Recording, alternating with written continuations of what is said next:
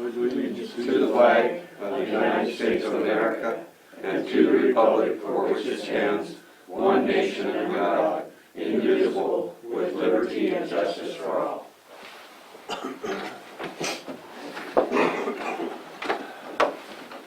Morning, we'll open the meeting with public comment. Is there any public comment?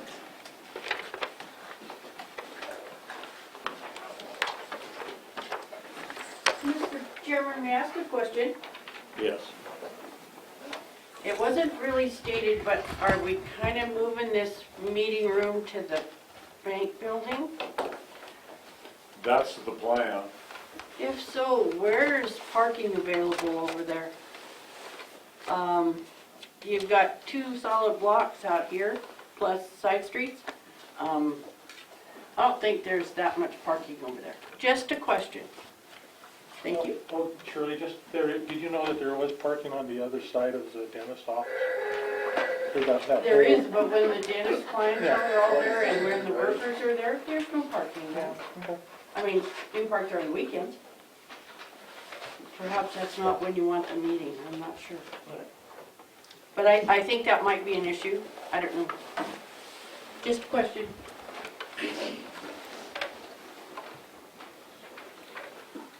Any other public comment? Do we have the resolutions for the tax? I have an extra copy if you want it. It's Yes, been in the clerk and recorder's office all week. Did you have a public comment? Go to the podium, please. Hi, Craig Burns. There's been a question, I know there's a new federal law now signed about animal abuse, so it kind of gives a responsibility for local governments to step up with their handling of animals. The only person who's qualified to handle local canines inside of the entire county would be whoever's the trained person for Townsend. And so the county is currently, to my understanding, using the person from Townsend to, consult with dogs. It's kind of unclear of how that relationship is working with canines out in the county, as Townsend doesn't really have a relationship with the county to do county, exploits like that. But the county doesn't have any way of actually handling their canines. So they're not qualified to handle rabid dogs, anything. They would call the old handler here, and then he would go out and help them. A case that's been brought up, or a couple, is that the local sheriff, when they do handle a dog or have a dog on the large out in the county, they would then bring it to Townsend, and Townsend has confirmed that they've dropped it in the Townsend kennel without notifying the kennel master. And so that means that the canine unit of the sheriff is running completely separate, having not coordinating with Townsend at all, and is also putting canines that are in Townsend at risk, because they're not certified to tell whether a dog has rabies and how to handle that dog with rabies. If they were to inadvertently grab a dog at large out in the country, take it back, as they said, take it to the Townsend kennel, and put that rabid dog in that kennel, it could possibly infect the dogs that were there or future dogs. So it's kind of a requirement that whenever the sheriff goes out and handles dogs, that it has a canine handler or somebody that it could call. The city of Townsend is paying the county for services. So the county needs to figure something out where the county can either buy Townsend services, or they need to have their own canine handler that can then have dual access to that kennel. But it's completely unacceptable that a member of the sheriff would take an animal and leave it for the entire weekend without food or water at the local kennel. And there's no accountability for that process. So unless someone was to inquire, there's no way we would know that there's that gap there. So I would appreciate you guys taking this to the sheriff, just saying, hey, we need to deal with the canine certifications, because if you take a canine to the kennel and it dies now, that could be breaking a federal law at this point. which would be animal abuse. And then that would be on the county's liability for that animal abuse. So, thank you, appreciate it. Thank you.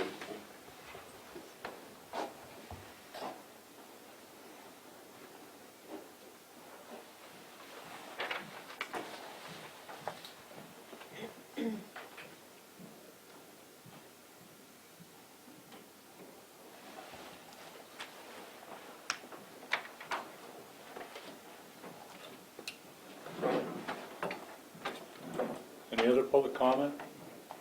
We will move on to the 10 o'clock hearing to adopt a resolution to forgive property taxes for the Radersburg Historical Society. So we will close the commissioners' meeting and open the hearing. This is a resolution refunding property taxes for the fiscal year 2018-19. Whereas the Radersburg Historical Preservation Society is a domestic nonprofit corporation organized to preserve the historical and community attributes of the Radersburg community. Whereas Radersburg Historical Preservation Society was formed in 2009, has been in good standing as a nonprofit organization since that date. Whereas nonprofit, historical, and educational organizations are exempt from property taxation under Montana Code annotated 156201. Whereas Radersburg Historical Preservation Society has required by law property deed, IRS letter granting them 501c status, and a letter requesting permanent tax exempt status. And whereas despite good faith intentions, Radersburg Historical Preservation Society missed the deadline to qualify for permanent tax exempt status for fiscal year 19, and whereas Radersburg Historical Preservation Society will pursue permanent tax exempt status for said property in 2020 with the above mentioned documentation, and whereas the Broadwater County Commissioners have power to refund property taxes imposed under Montana Code annotated 15166031C, now therefore it be resolved by order of the Broadwater County Commissioners, the property taxes assessed on the real property of Radersburg Historical Preservation Society, consisting of historical buildings in the unincorporated town of Radersburg, are refunded for the fiscal year 2018-2019, dated this December, 23rd day of December 2019. Is there any public comment? Any questions? Seeing none, we will close the hearing and reopen the commissioners' hearing for a decision to adopt a resolution to forgive property taxes for the Radersburg Historical Preservation Society. Is there any discussion? Well, they've definitely done their homework, and they've got all their documents in order. I know it's been something they've been trying to do for a while, so commend them on that. I guess I would make the motion that we approve the tax refunds for years 2018 and 19 for Radersburg Historical Society. Is there a second? Absolutely, I'll second the motion.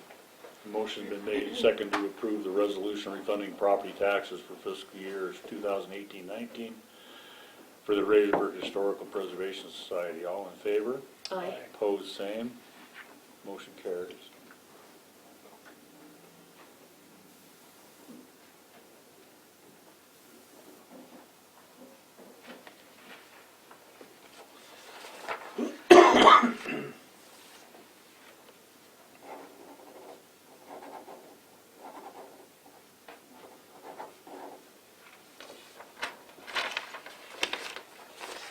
Thank you.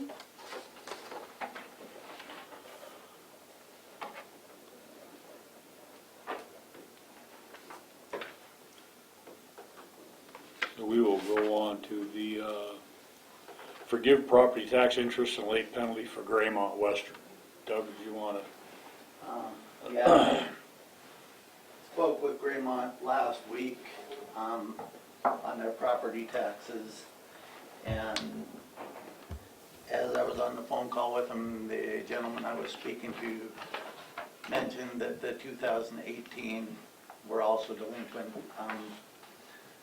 And when I looked at it, they have 5 tax bills, and 3 of those were going to the incorrect address. So I'm not sure if we ever received their bill back or not. I know their 2019 bill for this same property we're talking about I just received it back in the mail on the 17th of December. So I don't know why it takes so long for us to get these back from the post office, but he just asked me if I would ask you folks if you would forgive the penalty and interest on that 2018. It's a $332,000 property tax that they pay. So their penalty and interest would be $15,718.99. And I told him I would come and talk to you. I know they've been a good organization in town, and we've never had a problem with them before on their taxes. I'm sure this was just a bill not getting to them. They were going to, we had 3 different addresses. 2 years ago we started to outsource our bills and have them mailed out by a private company. When we were mailing them out, we would pick all the Graymont bills and just mail them to the correct address. That's probably why there were 3 different addresses. It's just before it didn't, we knew where to send them and these people didn't, I think is what happened. So I've got all the addresses corrected to where they're all going to the same location now.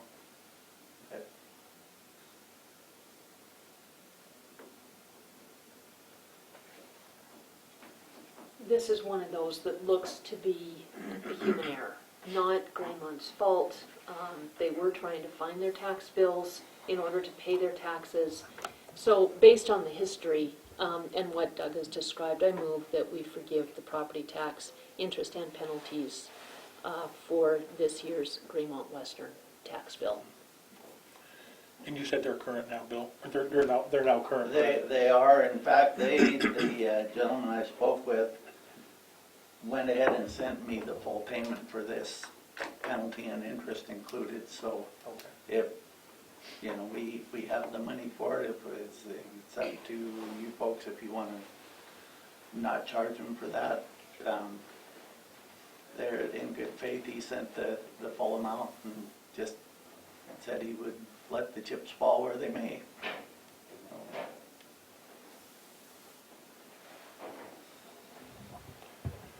Yeah, I agree. We can't penalize them for that mistake, so I would second that motion.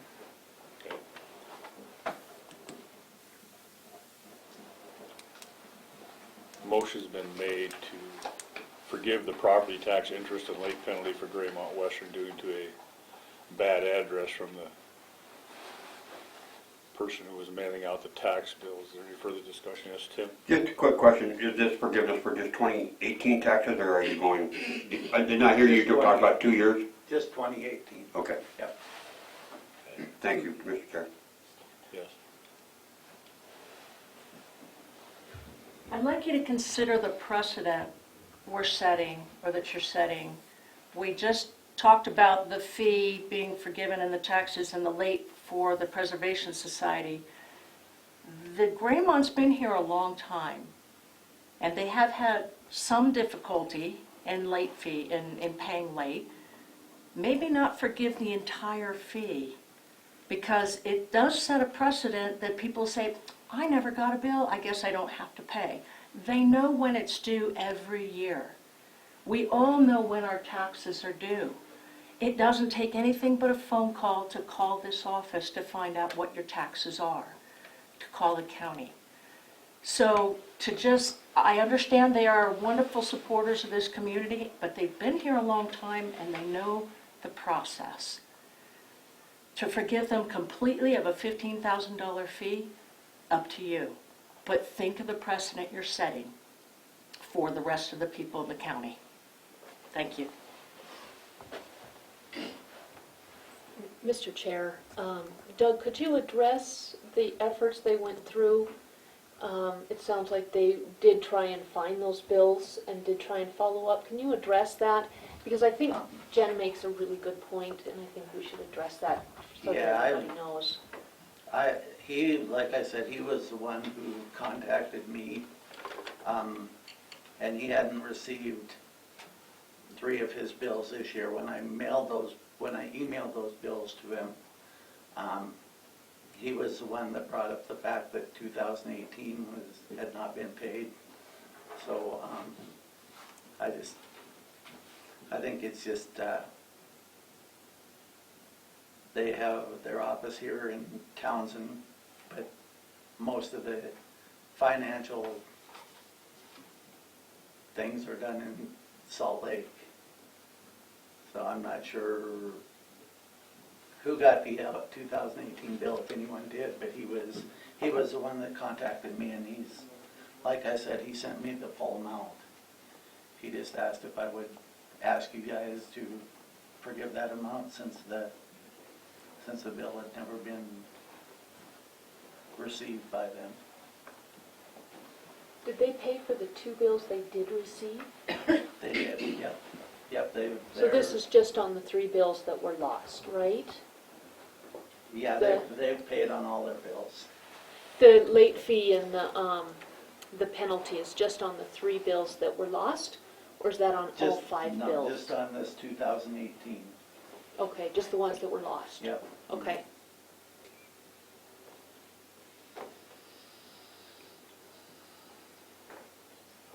Where was the bad address compared to the good address?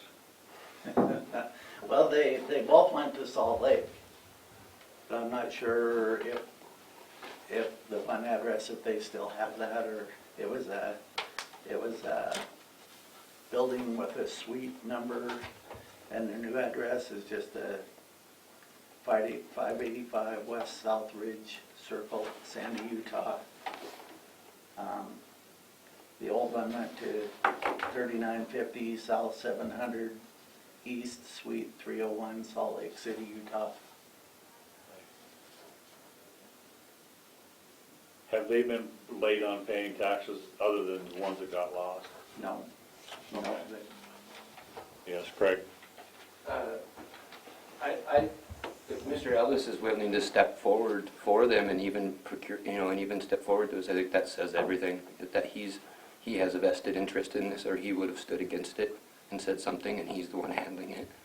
So I say that because he's willing to step forward for them and say that it is an error in his department or a misunderstanding, and it affects his relationship, then I think that if he says that it's okay, then really that should be the go-to, because he's the one actually handling that. I mean, obviously the money's to you, but he has the relationship. Thank you.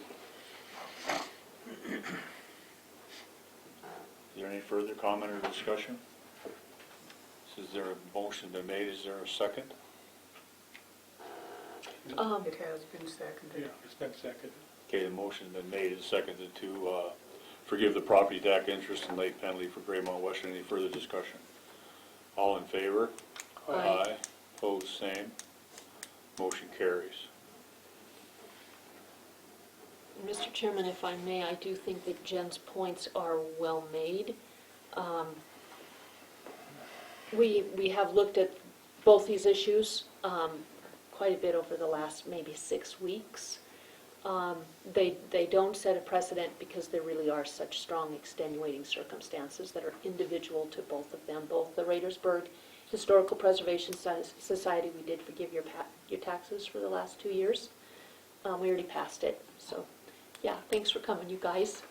And then also Greymount because of their history. So, but I appreciate what you say, and it's taken to heart. Thank you.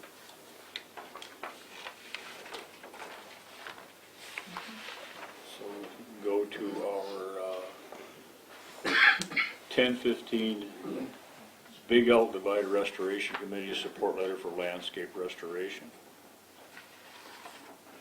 This is a letter of support for the Montana Big Elk Divide Collaborative Forest Landscape Restoration Project. Dear Supervisor Bill Avery, the Broadwater County Board of County Commissioners support and endorse the Helena, Lewis, and Clark Forest and the Big Elk Divide Restoration Committee partnership efforts to propose the Montana Big Elk Divide project. We encourage your selection of this project for funding for the duration of the project.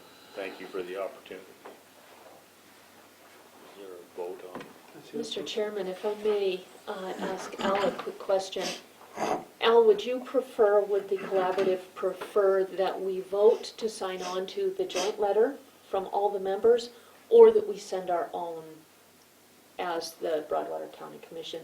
Does it matter? Is either way better? Is there a preference? I'm not sure I understand the difference of what you're asking.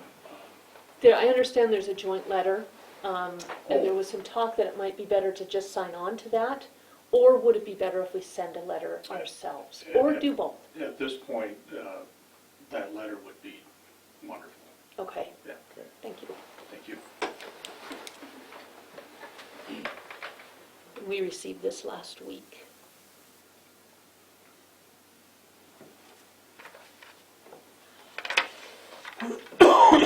Is this did you get the email from, I believe it was from District Court, that they had dismissed the iron mass? Is that part of this project also? No.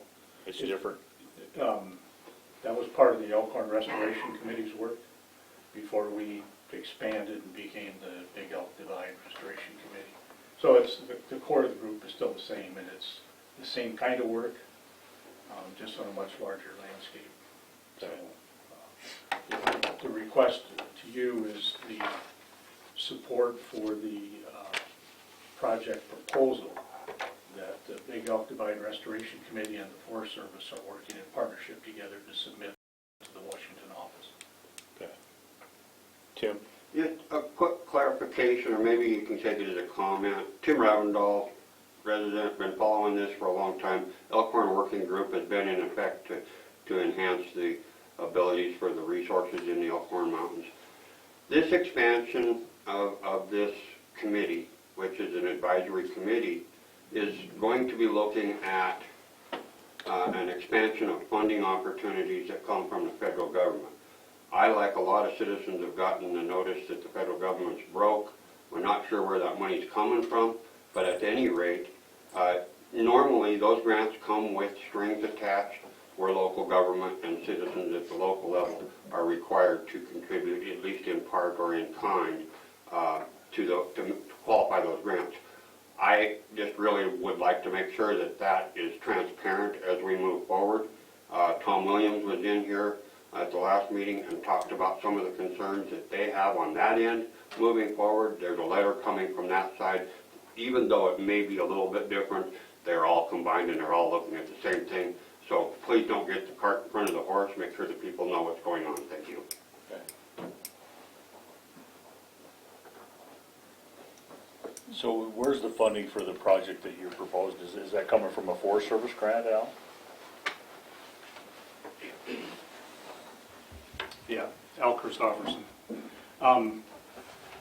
It's part of the Forest Service's national program, so they nationally have set up,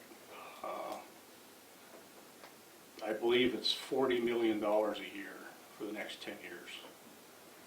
And while they can't obligate money outside of the budget year they got, so they're only obligating $40 million a year.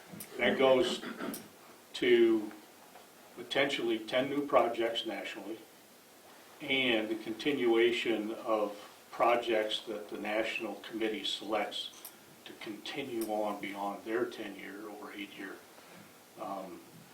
window when they were selected previously. So that's appropriated funds that the Forest Service has. Now, Tim's right from the standpoint these things don't all come nice and clean and all rolled up in a nice little bundle, because there are requirements for these kinds of projects for the partners involved to help bring those projects to fruition and completion. One of the nice things about this project is that the agency can use funds that they get out of like timber sales or wherever they get those receipts off of projects. It's kind of like the stewardship authority they got here some years ago. They can take that money and roll it back into projects. So that's a big part of what this is. A large part of the money for this is going to probably come out of timber sale receipts that come off the forest. There will be partnership money, and we know that. We've already got partners that are already engaged in doing the kinds of follow-up work that come out of these projects. So I'm familiar with the Rocky Mountain Elk Foundation. They put a lot of money out on the ground to do habitat work. Those kind of partnerships will continue. We hope to be able to strengthen them.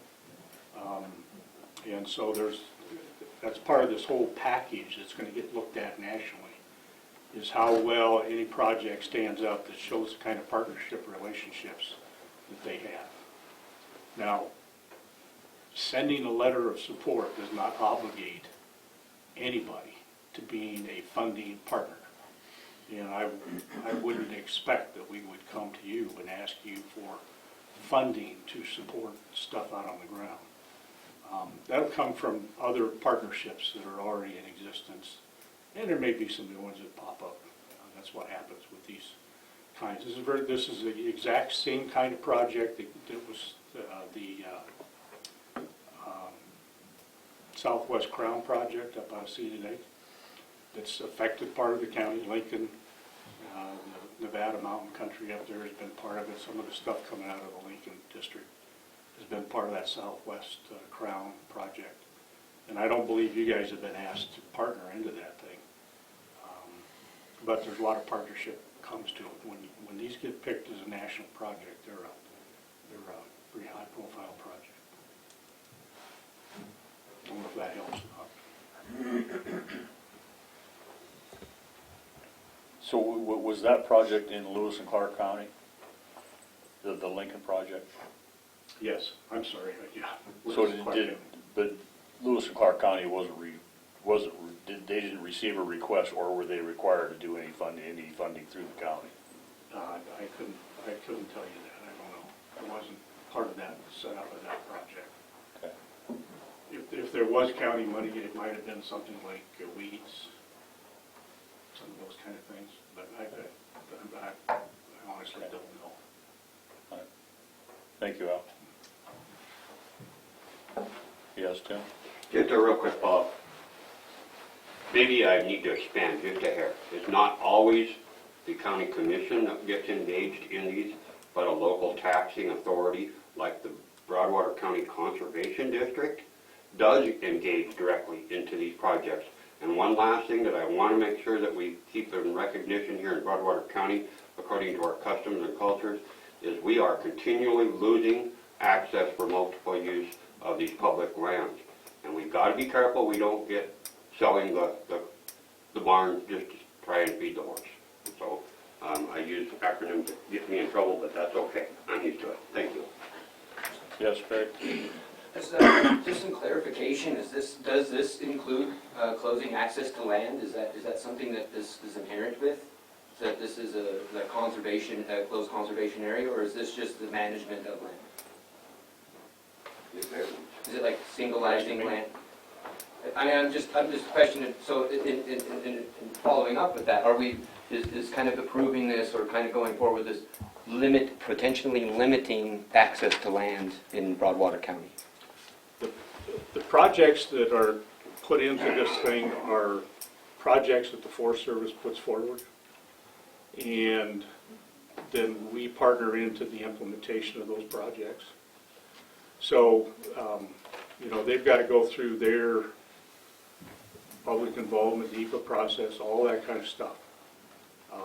So I can't stand here and tell you what every one of those projects is or could be, but they're all done, just like all the Forest Service projects. What this does is it bundles the projects that the Forest Service does over a 10-year period and puts them in a different pot so that the money coming from those projects can be moved around on the landscape to do the things that, the wildlife habitat, the stream restoration, the road maintenance work, all of those kinds of things, the whole gamut of that kind of stuff is going to be part of that larger package over a 10-year period. Well, I don't believe that there's an argument about preservation, obviously not, for the future, but there's definitely an argument of being limited to the land, even more limited to what we are. I mean, if we were to look 10 years back, our access to the same land that you're talking about has been highly limited. If you go up Duck Creek and try to cross over to White Sulphur Springs, they've shut down every single side road that, and they don't maintain the main road. And when the Deep Creek Canyon project was going on, and they closed the canyon, they were diverting people over the mountain, but through an unmaintained road. I just tried to go over that road, and it's just nearly impassable now.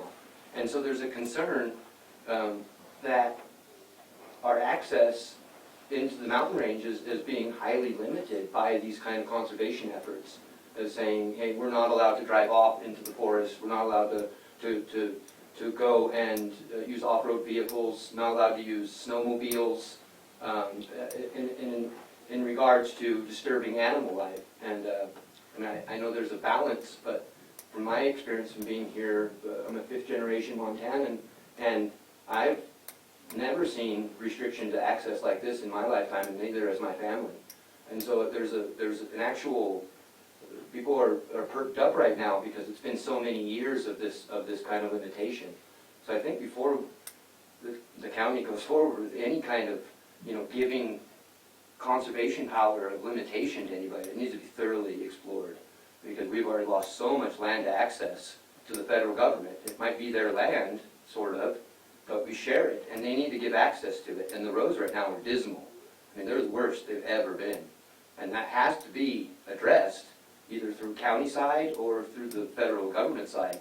And so over here, we're talking about $40 million, but we can't even drive over the roads. I mean, so some of the money's got to go back into the people's availability of that land. So, maybe dog-earing, marking accessible roads and accessible areas. But anybody who's been up in the mountain ranges as of late can tell you there's very limited access. So that's why people are asking now, what's the range of conservation this is going to bring, because more conservation is going to give less access. So I think we just all want to be very clear about this access being,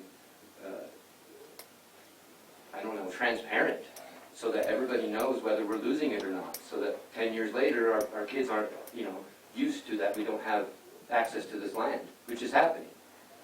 So before we give all these grants into the federal government, we should have some accountability for the federal government, making sure that they're doing what they're supposed to do, which is the connectivity to our county roads, which they're not doing. So here we're conserving animals, but we're really not helping people of the county at all. Thank you.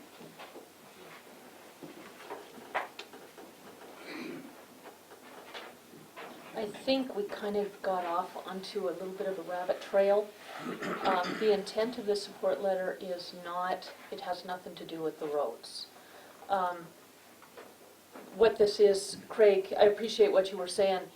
This is more on the restoration of the landscape. The road issue is totally separate. So appreciate what you're saying, but these are really two It different is not things. separate. I go up there all the This time. support letter is, Okay. the access is not actually what this is about. We'll agree to This- disagree. Okay, that's fine, I was just trying to explain what this is, and I'll just let it go at that. So is there a motion's been made to approve the letter of support? Is there a second? Yeah, I'll second it. Motion's been made and seconded. Any further discussion? All in favor? Aye. Opposed, same. Motion carries.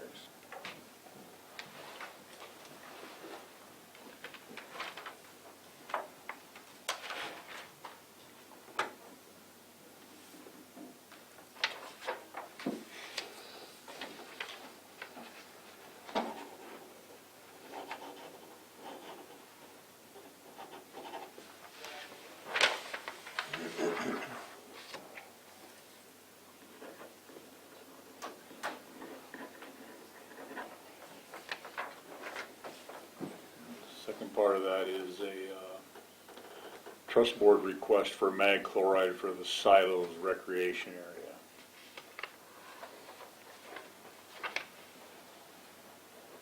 This is a letter to the Broadwater County Trust Board Dear Broadwater County Trust Board members, we appreciate the opportunity to partner again to improve services and safety for Broadwater County recreation facilities.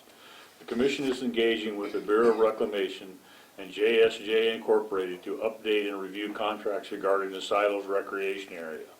The area is a success today because of the work done by the Trust Board several decades ago that included, among other projects, dredging Broadwater Bay.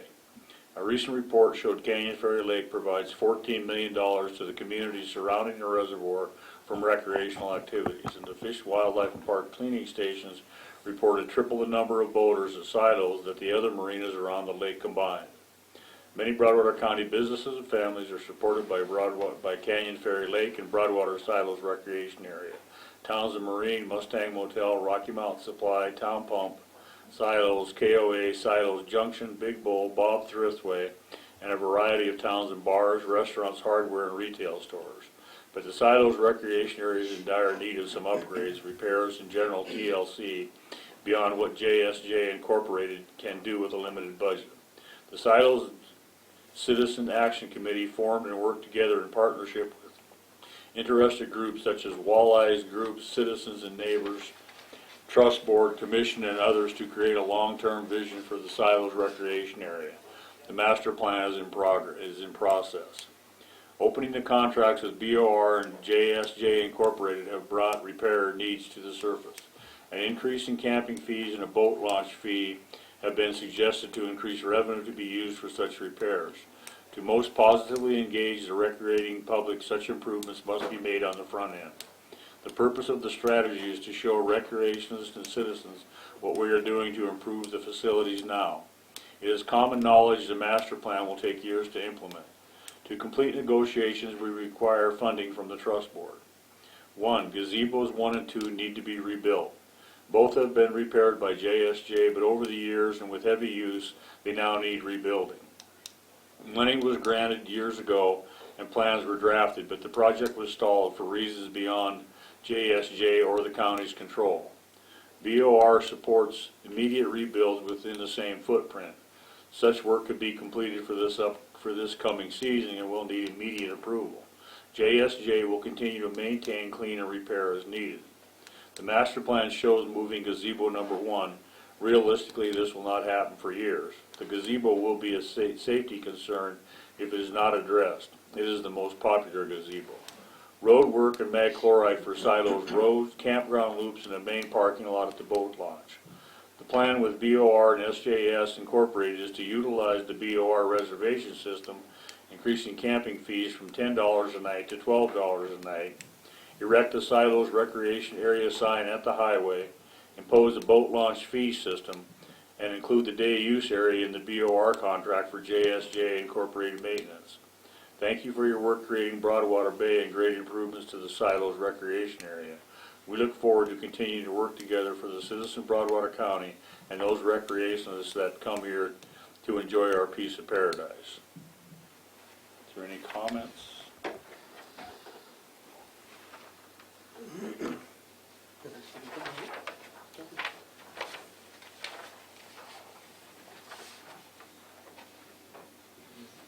Debbie, do you know the money that was allocated for the gazebos, was that allocated out of the trust board? Yeah, 2, maybe 3 years ago, JSJ came to the trust board with a grant for for the gazebos. And time went by, our grant process is, 2 years to use it, and I don't recall why now she was not able to put that together. Is that money still available, or has it been It would have to be a new grant request. a new grant? It Okay, has expired. okay. And that would be the purpose of this letter, is to address that, because it shouldn't be Sharon putting in grants, it should be us. Great. And we wouldn't grant or request a grant, we would put a letter forward.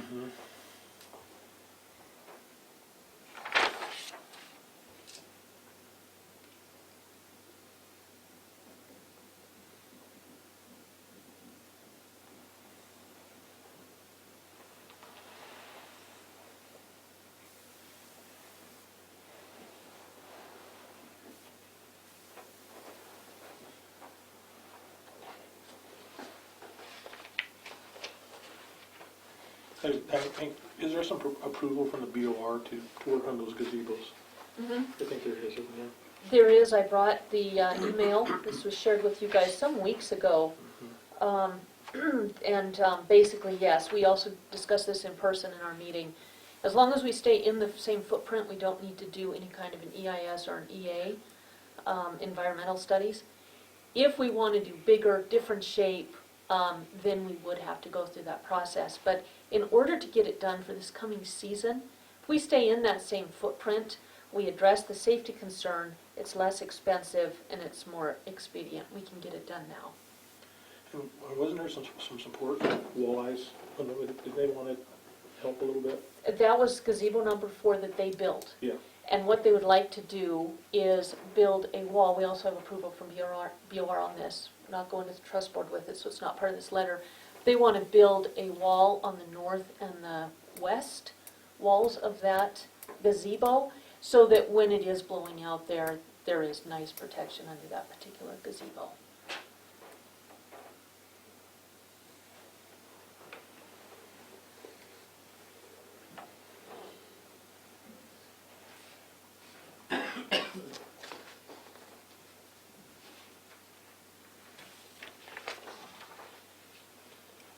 Al and Debbie, I think this conversation or topic for your, coming up in your next meeting, right? Yes, January 7th at noon. It will be on the agenda. So, I guess this is for Al and Debbie both, is the location of these gazebos as they are now, is that where they will be in the master plan? I mean, I don't see any sense in building a gazebo and then the master plan comes along and changes it all. So if we make that commitment to redo those constructions this year, then is that gonna be a bearing point on that master plan? So I don't wanna build them and then move them. That's what I think.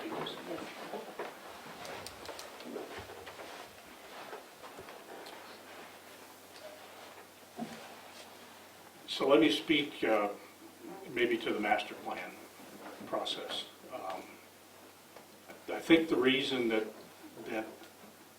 they were held up before was because they were different design than what was currently out there. And so, as I recall the discussions with the BOR on the ground, is if you're going to change the footprint, then they need to spend their time to figure out what that does. Okay? So if you're not going to change the footprint and just either remodel or redo the gazebo footprint that's there, it's my understanding then that it's just a replacement thing and they can deal with that. The master plan is going to look at the design of the whole area out there and look at traffic flows and users and where, you know, all the pinch points are and all that kind of stuff, trying to figure out where those gazebos are. Now, I mean, they're major structures. So to not try and work as much as they can with whoever gets the contract to do that, I think, you know, they got to answer the questions of, well, why would you move them? Why would you have to move them? Can you not design around them? I think the discussion before has always been, well, if you're going to go in and build a big new structure, then make sure it's going to be in the right place, because I don't think that exercise has been gone through much in the past. So, you know, the master plan will go through that process. You'll be part of it, the BOR be part of it, everybody here that wants to be part of it can be part of that process. It's going to be an open public process. And talk about where they want stuff and why and all those kind of things. So I think it's going to be where everybody tries to point and put things together on the ground that fit the best.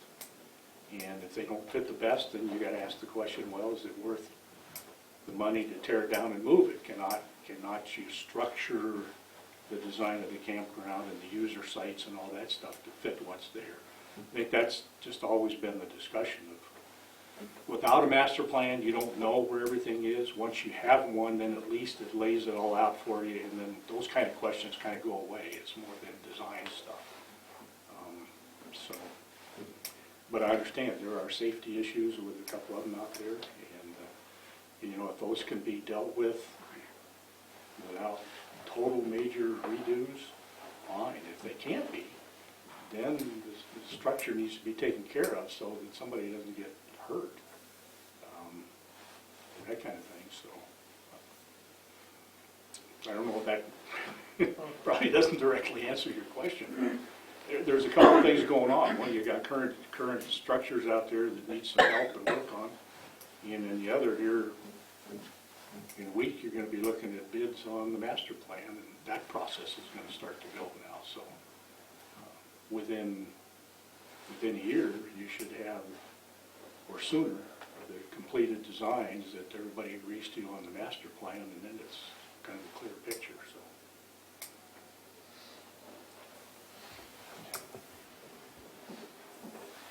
From the, we speak from the standpoint of the Citizens Action Group out there.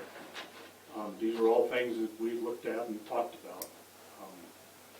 So I think from their perspective, it's good to see some movement on some things. Just think about the master plan coming and what that is going to tell you or show you. Thank you, Al. Couple of things.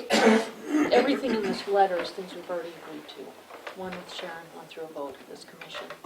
The gazebos, perhaps when we work with getting them rebuilt, we can state, we would like you to keep your eye on how these can be moved in the future.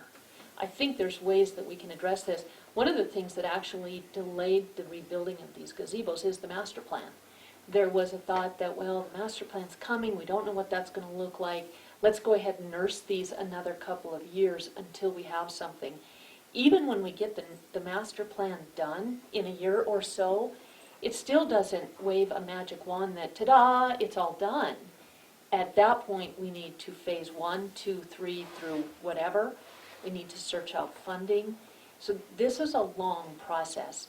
My concern is if we don't address these gazebos, they are going to get somebody hurt, and that's going to land on us, especially since it is such a public issue that we've been trying to address and haven't. But again, this has already been agreed to. This letter is just putting it into words so that the trust board has something to sink their teeth into. So I think that's all I have unless you guys have any questions. So could I just ask a question? What's your vision or expectation of the trust board as you give them a letter with this kind of information? I guess Go ahead. I'd say that it's going to kind of direct a conversation to address these things, and for you guys to discuss that. Okay. And I think mine is that the original discussion that I had was that we would make the improvements to the road and to the parking lot at the main boat launch so that we can implement the boat launch voluntary mandatory launch fee so that we can get more funds without constantly tapping into the trust board's funds. We can generate funds from the boat launch to go to the next step on which would be the roads. And I guess, the gazebos would also be part of that. You could generate more income if you have a better facility. And then that money, like you said, that money has to go back to more improvements in the campground and the boat launch area. And my vision is to honor what we have. So we have this diamond in the rough at Silos. We know from this report from FWP that there's $14 million generated annually, and we know that 3 times the voting is done at Silos as all the other spots combined. That's a huge impact, positive impact for Broadwater County. And what I would like to do is realize what that asset is, and then move forward to make it as good as it can be. So are there priorities in your guys' mind about what you want the trust board to take on first? Or just, In my mind, we can't move on with any kind of a plan without getting some basics done. So priorities would be mag chloride in the roads and the gazebos. And then from there, we can move on with updating contracts. Any other discussion? We'll take a vote, or is there a motion to approve this letter? And like I said, this has already been agreed to, it's just putting it into words so that the trust board has a document. I would move that we sign this letter. Is there a second? I'll second the motion. Motion been made and seconded to sign the letter and forward it on to the trust board. Any further discussion? All in favor? Aye. Opposed, same. Motion carries.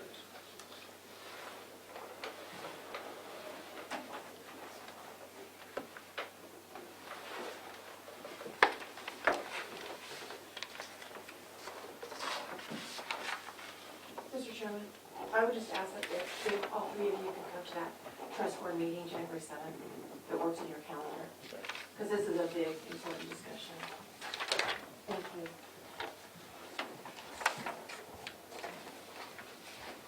Thank you. Okay, our 10:30, item 6, Recreation Board. Request permission to make down payment for SST in Holloway Park and request to waive septic permit fees. My name is Adam Six. I'm here with the Broadwater County City, Towns and Recreation Board. We've been working on a project to install a pit toilet at the Holloway Park site. The site was designated by a certified facility manager through an engineering firm. It was approved through the city. It was approved through our meetings. The city has agreed to be a installation contractor to dig a hole and backfill the site. Missoula Concrete makes these precast toilets. They will set the toilet, and the city has, we've clarified in the city's minutes, to be the future maintenance partner. So the question, or the interest is, in order to initiate this process, we need a 50% deposit, which is $7,825. To start the process, they'll produce the toilet, they'll let us know when that's done, and then we can negotiate the installation stuff. After installation, the remaining balance is due. The other question we had is if there may be a way for the permitting fees on the septic side to be waived in this situation. I've been in contact with Sean Rowland. Sean Rowland has seen the site, and he's up to speed with it. The mayor was gracious enough to sign the form, and I believe you guys have that.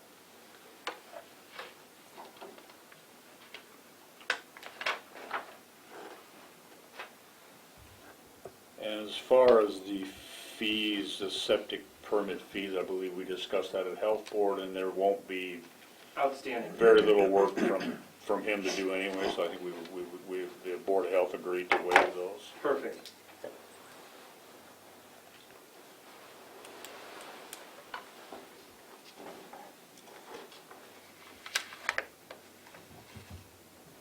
When we addressed this a few months ago, one of the biggest holdups was making sure that the city was on board. We now have that with that letter from the mayor. In my opinion, this is a really good project. It shines a light on how effective our recreation board can be and the good things that they want to do, especially for the kids of Townsend. So it's an easy vote for me. If you guys are ready, I'd be happy to make a motion, or if you want to discuss, I'm happy to wait. It's been a long time coming, Adam. I know you guys have been working hard on this project. Yeah. And I know you wanted to be done with it earlier than now, but this is the process. So That's right. thanks for being patient on that. And I think it's a great project that's going to serve our citizens well. As the liaison for this board, do you want to make the motion? Sure. I'll make the motion that we allow the down payment for the SST at Holloway Park. I will second the motion and make a friendly amendment that we support the process moving forward as well. Motion been made and second to approve the process of installing the SST in Holloway Park. Any further discussion? All in favor? Aye. Opposed, same. Motion carries. I think there was one other piece of business, Adam, that you guys needed to do, and that was the the $2,500 donation to the Silos Action. Yes. Yes. We also need to request approval to transfer $2,500 from the rec board account to the Silo Citizens Action Group in support of the design phase of the master plan. Was that correct? Design phase of the master plan? Is that where you guys are at? Well, that's for the master plan. Right. So we produced a letter to support to their group, and we're looking to move that through at this level. SST stands for Sweet Smelling Toilet. It is a patented ventilation design with the precast toilet industry, just to clarify that acronym. Thanks, Adam. You're welcome. Thank you. Thank you, Adam. I move to approve and support the master plan donation from the rec board to the Citizens Action Group. And I'll second. Motion been made and seconded to approve the $2,500 transfer from the Broadwater Parks and Recreation to the Silos Area Master Plan. Is there any further discussion? All in favor? Aye. Aye. Opposed, same. Motion carries. I'd like to thank the city, Mr. Mayor. Thank you for digging the hole, helping to dig the hole, and maintain it after it's installed. All that. I know that was by some discussion at your council meeting. So Some money, so yeah, want help. yeah. All right, perfect. Thank you. Okay, 1040 Nicole Brown, Community Development Planning, Four Springs Estate Minor Subdivision, requests final plat approval.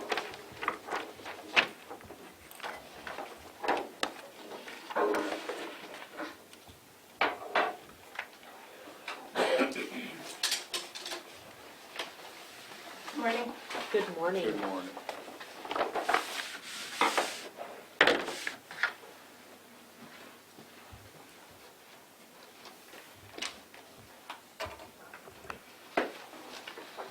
And can I give you these to pass around as I call them? March back and forth. All right, so today I'm here to present to you the Four Springs minor subdivision. I believe they have met all of their conditions of final plat approval. So those will be coming around as I read through these. Number 1, plans for sewage treatment and water supply shall be submitted to the Montana Department of Environmental Quality for review and approval. The certificate of subdivision approval shall be filed with the final plat.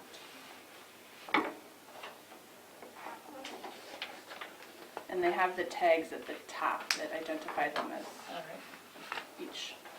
Thanks, Ann.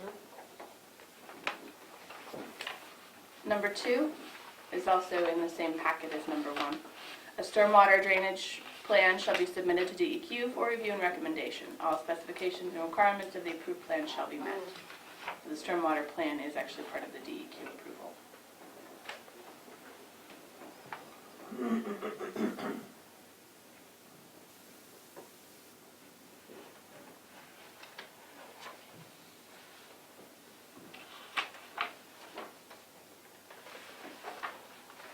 And number 3 also corresponds to number 13. So 3, what you'll have there is correspondence, but the actual approval you'll see it as item number 13. So number 3, priority new development driveway application and approach permit shall be requested from the County Road Department for the shared driveway only.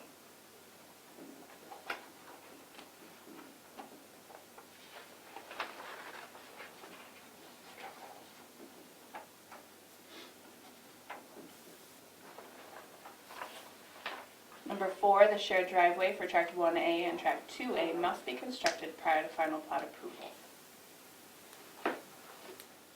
And although we do not have a standard for the materials for a driveway, it has been constructed. We have width requirements, length requirements, and that's it actually for driveways. Very little oversight on driveways.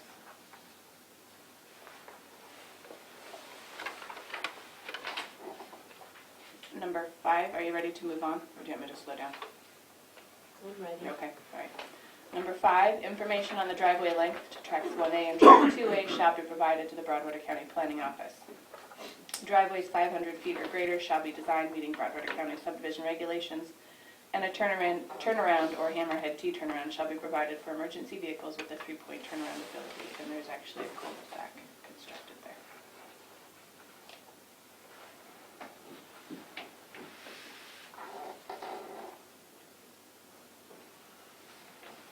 Number 6, the applicant shall contribute 2/50 of the cost to upgrade the existing road, pay dirt lane, to Broadwater County subdivision road standards for a number 1 local road. It shall be requested that they obtain a current estimate. And they have done this, and that dollar amount is actually included in that check that you saw very first. Number 7, the applicant will be required to submit the preliminary and final plat drawings in electronic format to Broadwater County in ArcGIS, AutoCAD, or MicroStation format. And those have been sent to me. I have those. I have a quick question on number 5. So the track 5A, the access point, is that going to be on Silos Road?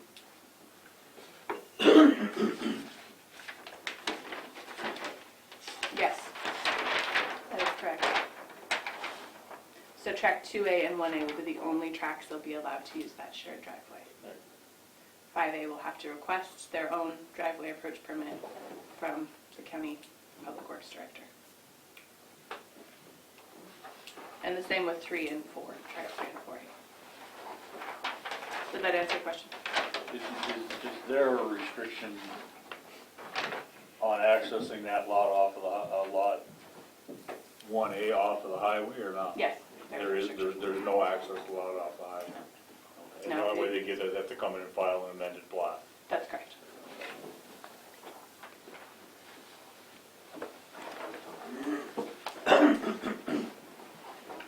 Are you ready to move on? Number 8, plans for the location and installation of individual mailboxes shall be reviewed and approved by the U.S. Postal Service prior to installation. A letter of approval from the local post office here.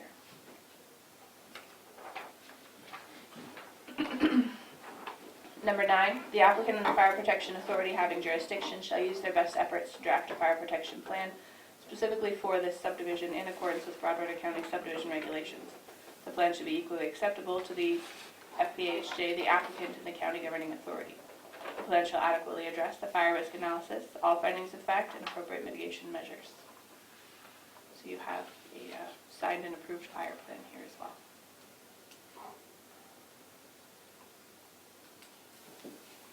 Number 10, prior to any development and/or soil disturbance, a weed management plan for the proposed development shall be submitted to the County Weed District for review and approval. You have a signed and approved weed management plan.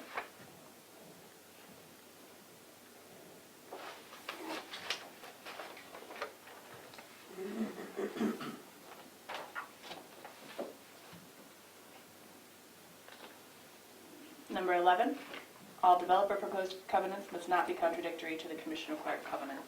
And I don't recall if you, this stems from the use of the tracks as commercial or residential. We just wanted to make sure that that was corrected in their covenants because we really have no oversight on covenants outside of commission required covenants. With that being said, the commission required covenants would have more weight. But we just wanted to be sure that their covenants that they were proposing to file were not contradictory to the county commission required covenants. If I remember, that was a requirement that we had on section 13. That is correct.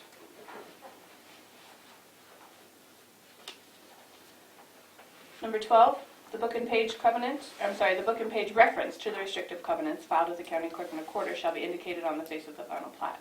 Any amendment to the commission required covenants will require subdivision review. In addition, covenants revocable or alterable only with the consent of the Board of County Commissioners shall be placed upon the property and shall provide for the following. A, Per the subdivision application, all lots shall be used for residential purposes only, and that's what that number 11 was reflecting. B, notification of the potential health risk from radon concentrations, and that such risk can be evaluated through soil tests and mitigated through radon abatement techniques incorporated into structures. C, a notification that each driveway access for individual lots will require an approved driveway application and approach permit prior to installation of a private driveway on the county road, Silos Road. D, a notification that all dwelling units within the subdivision should be constructed to specifications which meet or exceed equivalent provisions in the applicable state building code for the seismic zone, which is Zone 3. E, notification of the potential degradation of existing emergency services due to the potential for growth in a rural area. F, any additional replacement or relocated utility lines shall be installed underground in accordance with county subdivision regulations unless otherwise determined by the utility provided. G, any exterior lighting shall be directed downward to minimize visibility beyond the property line. H, notification of the presence of agricultural operations in the vicinity. I, a waiver of the right to protest to join a special district for the purpose of providing community water and/or wastewater treatment system improvements and/or maintenance.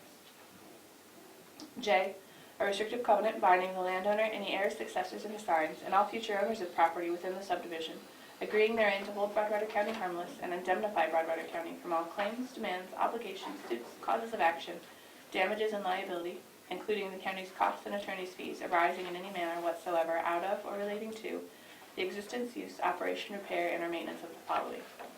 Subitem 1, earthquake fault zone and any seismic activity, and number 2, water availability. K, each lot shall be maintained in a clean, attractive, and weed-free manner. Noxious weeds must be pulled, sprayed, or cut prior to seed maturity. L, a prohibition of the storage of foods, garbage, or continuous feeding of domestic pets outdoors or other activities that creates an attractive nuisance for wildlife species. Hay or alfalfa storage and feeding are not prohibited where livestock are permitted. M, lots shall only allow for livestock if a small acreage livestock management plan is reviewed and approved by the county extension agent and submitted to the county. Each lot owner shall be required to create and adhere to their own livestock management plan. N, all cats and dogs must be restrained, penned, or otherwise under the control of their owner at all times. O, address numbers shall be clearly marked at the driveway entrance to each lot and be easily identified from the road. Number 13, prior to filing the final plat, the following improvements shall be installed or otherwise guaranteed. A, any necessary improvements required by the stormwater drainage plan, weed management plan, fire protection plan, or approach permits. And B, utilities abutting and available to each lot, electrical and telephone shall be underground unless otherwise determined by the utility provided. And you should have a signed and approved driveway approach permit there. 14A, prior to filing the final plat, the applicant shall A, provide proof that all taxes and special assessments assessed and levied on the property are paid for the current tax year, including any past delinquencies. There should be a tax bill paid in full. And the last item here, 14B, provide documentation showing that the applicant is the lawful owner of the property with the apparent authority to subdivide the same, showing the names of lien holders or claimants of record and the written consent to the subdivision by the owners of the land, if other than the applicant, and any lien holders or claimants of record against the land.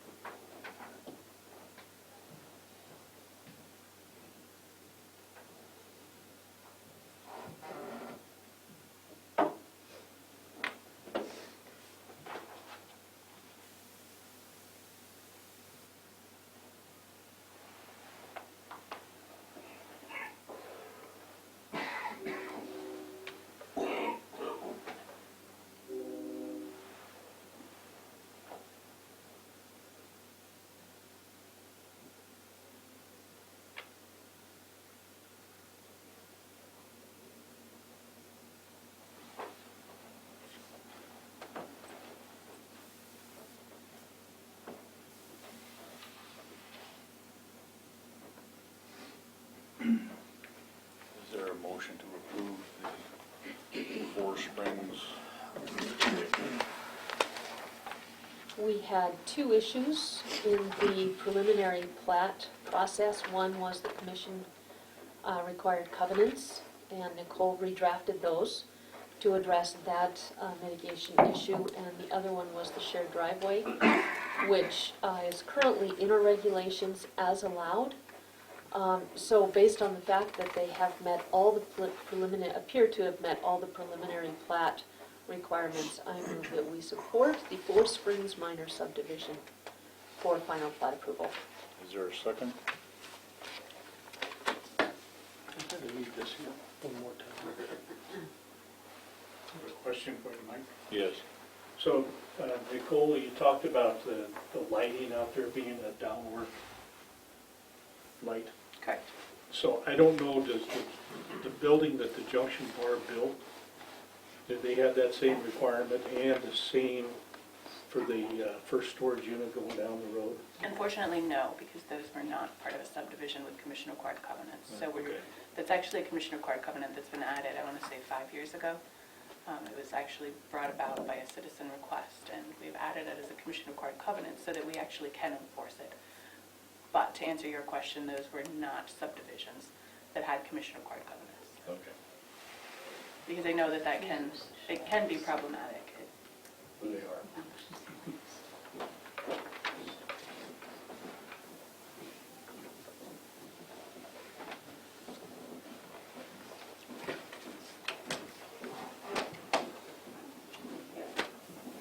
Mr. Chairman, Yes, where is this located?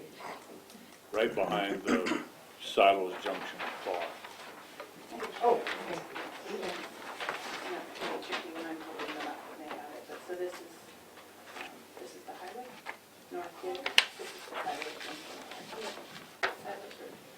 Okay, so where is the actual silos preserved land then? Thank you.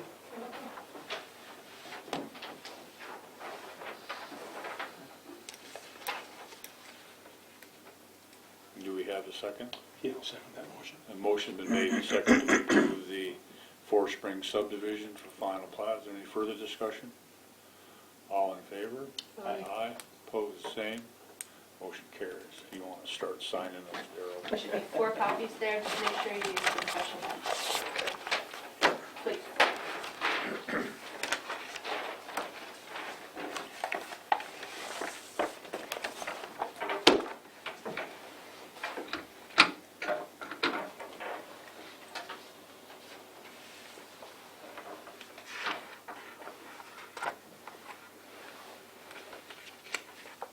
Just a question for you. How many homes lots is this subdivision, just that? And it is for residential use only.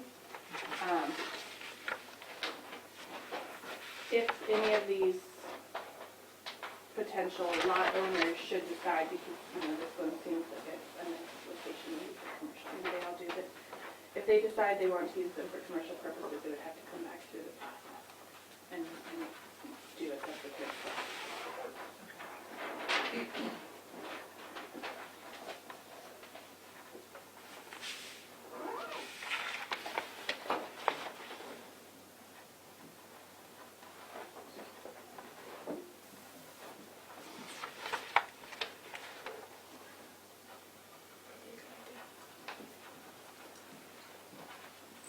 Additional pens, I guess it doesn't matter. We need additional arms. Arms, Yeah, so we can sign all at once. that would be helpful.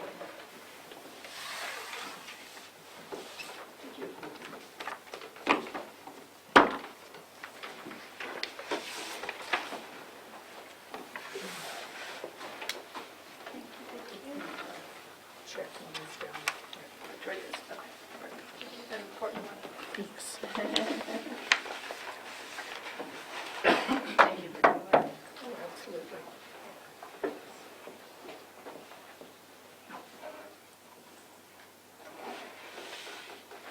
Can you just read the signing recording?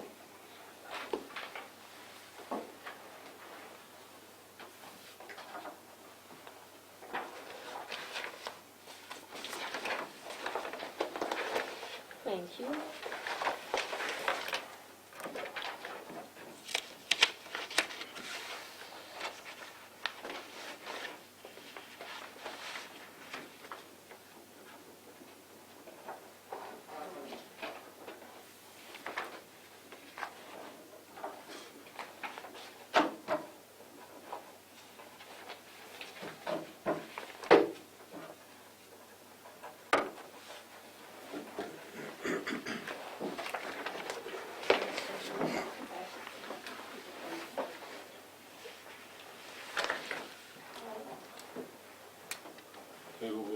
10:55, Nicole Brown, Community Development Director, County Board Appointment Process.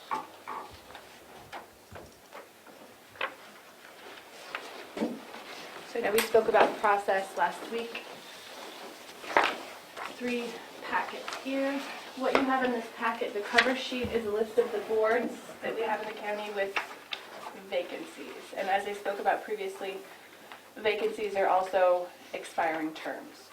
So even if an existing board member wishes to stay on that board, I still just identified it as a vacancy. We're sending them all out to the public to be able to apply for these positions. The second item in your packet there is the actual spreadsheet highlighting who is either expiring or where there's a vacancy. Thank you so much.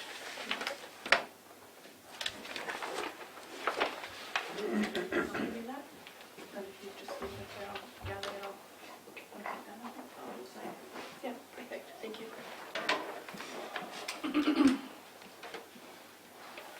So with that being said, I have emailed each of these board managers and/or secretaries or the chairperson to let them know that, you know, these are the potential applicants so they can vet them through their board and respond to you. To date, I've heard back from 2 boards, members that they would like to see on their board. So if you want to go over that today, we can go over those 2 boards. And then you're suggesting we just kind of wait on the next ones for Just simply because later date? Yes, I have not heard back from the other board managers, secretaries, chairpersons, depending on how that board is ran. Can I request that we wait on all of them and do them all at once? I'd like to do it this calendar year, but I don't mind this time waiting until January. Just so that we give everybody a full and equal opportunity. Even for those boards we've heard back from, if there are still people who are interested and thought they had till the end of the year, I want to make sure that we give them ample opportunity. Yeah, that's a great idea. And actually, I've heard from a few people that are kind of doing some late Yeah. stuff, so Certainly. I think it's a good idea to wait. I know we discussed about changing how we do our terms. Is that something that we want to do? We want to discuss some more? You know, instead of doing one year term and have it messing up the cycle, just to do a 3-year term. Yeah, and I don't think we necessarily, I think we're all in agreement Okay. already, so I think when we do go in, I Mhm. think what we need to do is establish this is position number 1, or A, 2, or B, and then attach the term to those positions, just like our commission seats. Right. These are, each of our seats is attached to a district, which is attached to a set number of years term, or term from, 2001 to 2007. I think we should do the same thing, and I think it'd be pretty easy when we do the process to just go down the list and do A, B, C. So do we have to do a policy change though? Like a written policy change? Doesn't it say that in our written policy? To be honest, if you have a policy for county boards, I've not Oh, been privy okay, to that. I just, maybe that's just something we just have It's done. always been practiced. Okay, I There's got you. and I think we should put it into a policy, but there's nothing that says we can't actually tweak the practice to work better for Alright, the county. Very good, We just have to be in agreement Yeah. at some point, okay. which I think we already are. We are. Yeah. And so just to keep you up to date as well, I have ran an advertisement in the Broadwater Reporter for each of these positions. I have sent it on to the BCDC listserv, and I'm going to be posting it to the county website today, with a link for folks to be able to email me directly from that webpage, just to make it as easy as possible for people to put their name in to volunteer.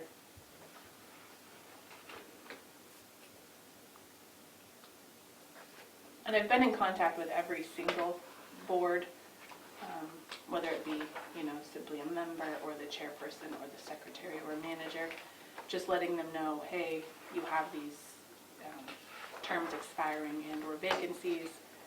If you have, anybody that might be interested, because I sometimes think word of mouth is good as well, to kind of encourage citizens to apply.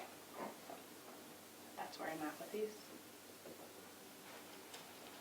Nicely done, Nicole, thanks. And I have all of the letters of interest categorized by board, so if you ever want that, I just was not going to waste the paper to send you the letters of interest, but if you want them, certainly just make that request. I think Debbie had a question, Mike. I think Debbie had a question. Oh, yes. Since, for instance, the trust board, has 3 board members whose terms expire December 31st. We have a meeting January 7th. Will you decide if they're on or off or somebody new before our meeting, January 7th? Or is it officially just extended? If I may address that, there's no worry here. So we should be modeling what we do off of the state. The governor's appointed boards, there's also a deadline, and oftentimes you don't have the approval through the Senate process until a month or 2 later, but those members are still continuing until a decision is made. It's the same thing. Just because we're giving people more of an opportunity doesn't mean that we're going to all of a sudden drop a board in that process. Right, I just Yeah. wanted to be that. Yeah. There was concern that they want to make sure that they can legally vote and we have a quorum Yeah. and all of that at our January meeting. I mean, I can see if you guys, after the first year, you change your board members as far as for what their function is, that could maybe affect that a little bit, but I think we're good. Mr. Chairman, I think traditionally, board membership has continued unless that person has resigned, Yeah. just because of this. Yeah. Yeah.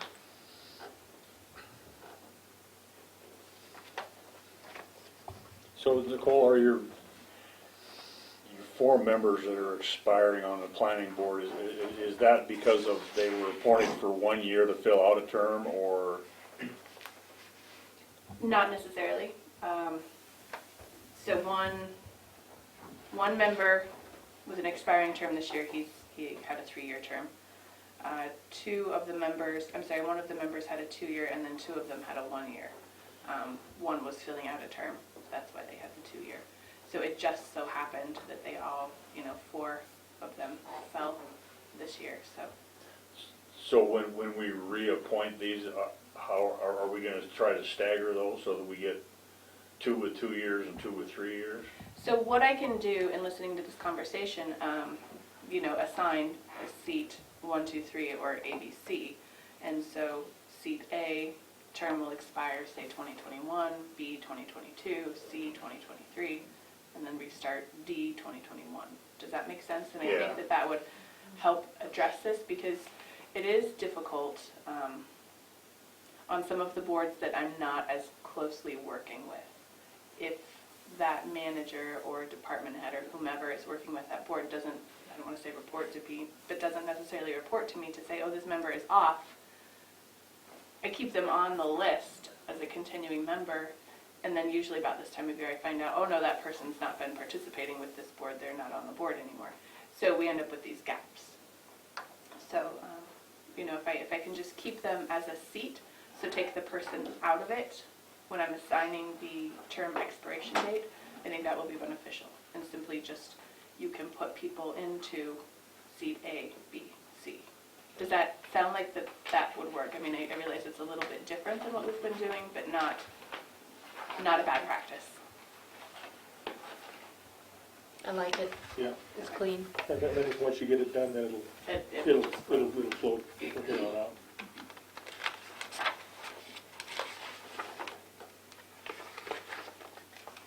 So then when it actually comes time for you to appoint the member, I will leave that at your discretion. I can create another spreadsheet, with some ABC vacancies, if you will, and you can assign a citizen to that spot, if that works for you, instead of me taking the discretion and just deciding who goes where.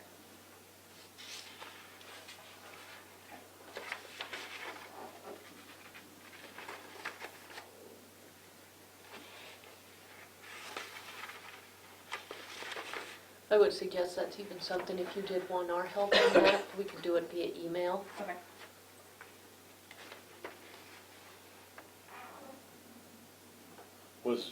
Did we have a request for, weren't you a non-voting on the trust board? Correct. And I do have his letter, and I have his letter of recommendation from the trust board chairman, wishing to Okay. appoint him as a non-voting member. And Doug Brecker also, right? Doug Brucker has submitted a letter of interest that he would be willing to serve in either capacity, voting or non-voting. Oh, okay, okay.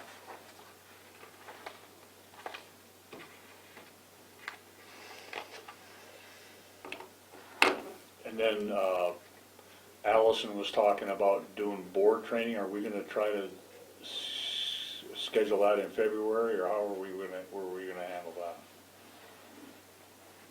Yeah, I suppose we can do it in I would not suggest doing it in January. I think it would be better in February, maybe even March. Okay, Just to let the boards get settled, if you will.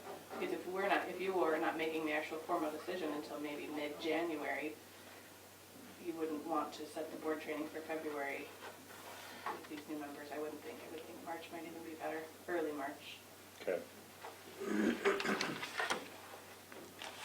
But as you recall, we did have good turnout last year at the board training, and it was beneficial. Yeah. How do you guys feel about on our Board of Health? I know that Wendy's had some challenges. Do you want to? Well, now that we have Helen on board, I think we just kind of, a lot of things got backburnered, waiting for Right. that position to be filled. Now that we have Helen on board, I think we need to readdress that as Board of Health and send a letter to the hospital looking for Okay. somebody from Okay. from them. And she was the hospital representative. Is that right? Yeah. Okay. Yeah, but we just didn't follow through because we didn't have a Helen. Okay.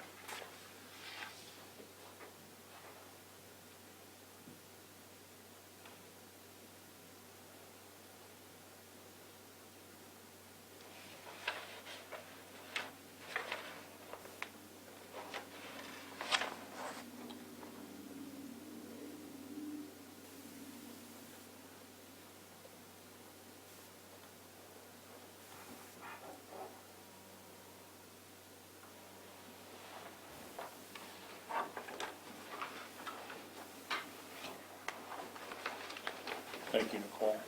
Thank you. Thanks, Nicole. The county newsletter, bi-monthly communication with citizens. So we don't have a draft or anything yet, and the main reason is because last week we actually changed our plan. It's kind of sounded like, and since we changed it, I thought it should go on the agenda to change it officially.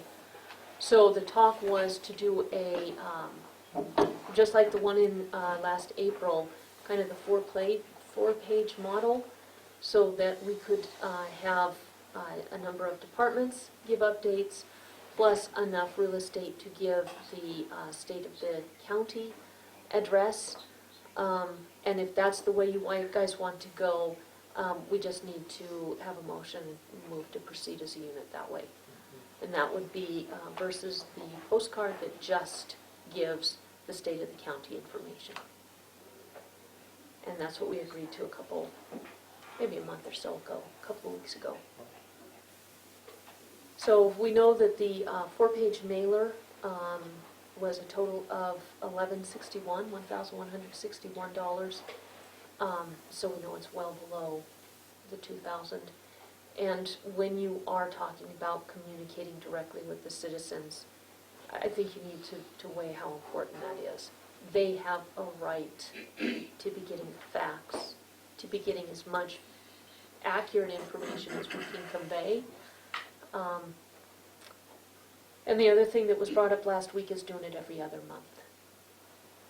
And then that way it gives all our department heads a chance to have their departments showcased and us, again, that opportunity to communicate with people.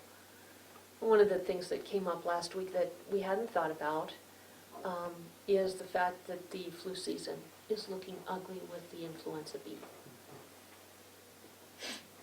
So I think that's all the update I have on that.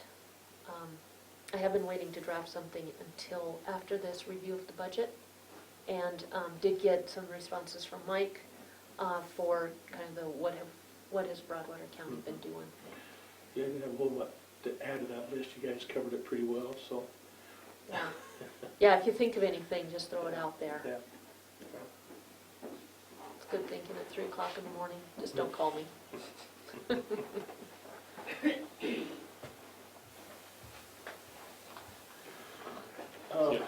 guess I was gonna ask, have we kind of determined who's gonna publish this, or how we can kind of put this together, or anything? Yeah, well, we should put it together in-house. That's not something we need to pay somebody to do. Right. We've got professionals that can put that together.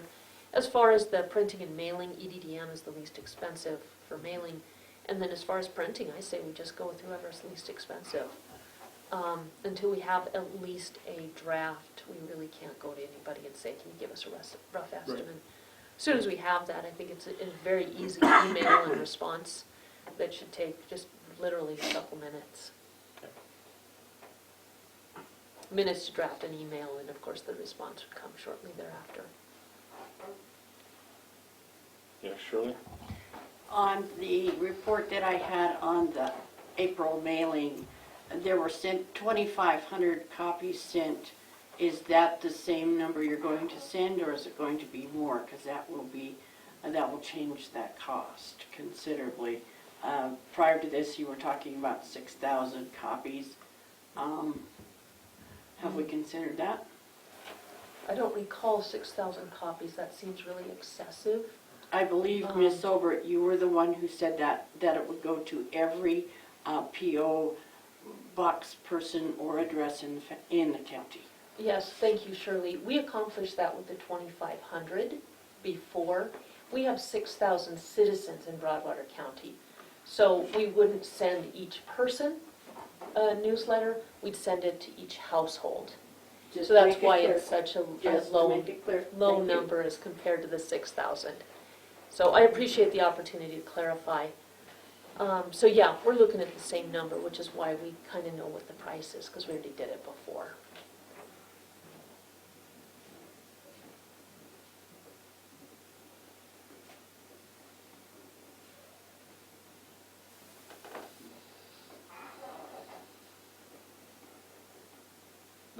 We don't know if that cost is gonna be, we don't know what the comparison is compared to the postcard.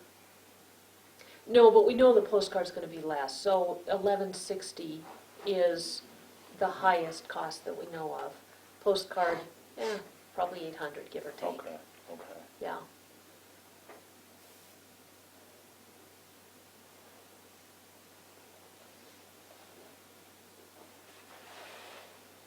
I'm fine either way. If we do the postcard, what's missing is the ability for department heads to have their message, their voice, their departments. But that's, it's still an opportunity to communicate directly with the public. And if there's something from a department that we need to share with the whole community, like influenza B is really serious, we can do that. Or mosquito season's coming, here's what you can do. Those kinds of things. More general messages versus showcasing a department. So we're talking about doing the same format as the old one that you brought to the meeting last time, the 4-page. I think that's the best way to go. It gives us more room. And like I said, it gives departments time and space to put out whatever they need to do. And if we try to address that time-wise during the year, you know, like the spring road maintenance, fall road maintenance, winter road maintenance, we'd be better off to do it that way. So I'm in agreement with that. Yeah. So would I be taking your comments accurately if I were to move that we proceed with the 4-page mailer every other month for the next year? Yes.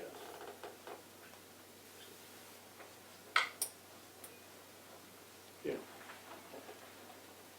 I think we all agree that one of our biggest challenges is communication. And I'm willing to give this a shot. Yeah, and we can reevaluate next December and see, and as we go, what's working, what isn't, what format, those kinds of questions. Is there any further discussion or comments, Tim? Mr. Chairman, Commissioners, one of the things I was just thinking about as we keep moving forward on this communication program to enhance that One of the things that is available with the local paper, the Broadwater Reporter, is an insert.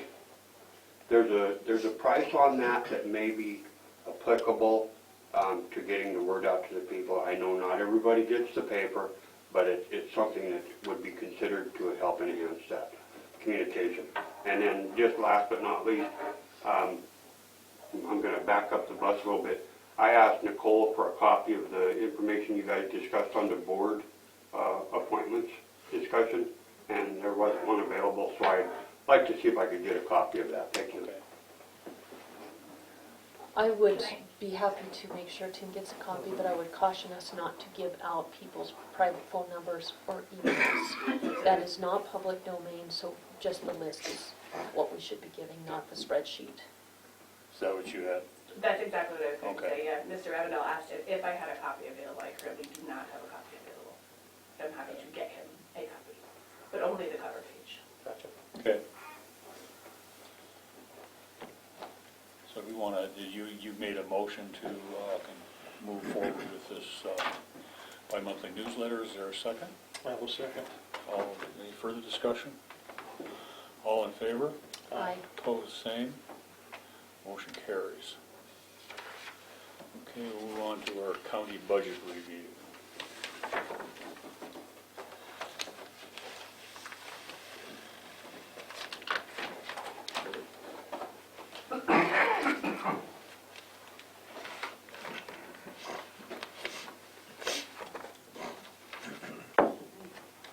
Thanks for printing this, by the way. Yeah, you bet. And it, you know, I have to say, our budget training at our last MACO training really aligned with this. And, so it was good. I see some trends there that Commissioner McKinney was talking about.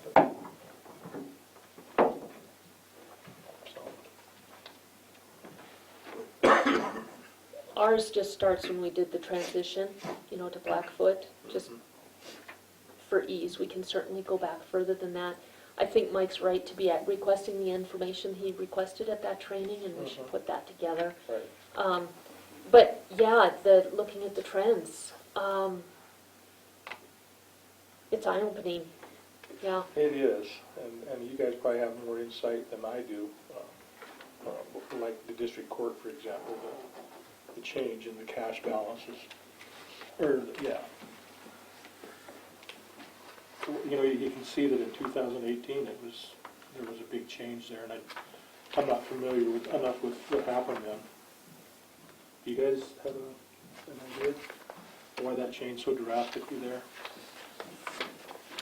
Which column specifically? Are you looking at cash reserves? Yeah, that, and then I actually looked at the non-tax revenue as well. Mm-hmm. What changed there? Or is that just is that a misprint? This is like $100,000. Yeah, actually, I think there was an error in accounting for 17 and 18. Okay. And so it got corrected in 19, and that's why the change is there. Okay. Oh. Yeah, so Okay. literally it's almost a 1, the 100,000 Yeah. was a typo. Okay. Yeah. All right. Now, it's not totally that simple, but that's what it was. For me, I look starting at 15. There was 21% reserves in fiscal year 15. It went down to 1. Right. It's just all of a sudden it just disappeared. There were a tremendous number of funerals in 15 and 16. I believe it was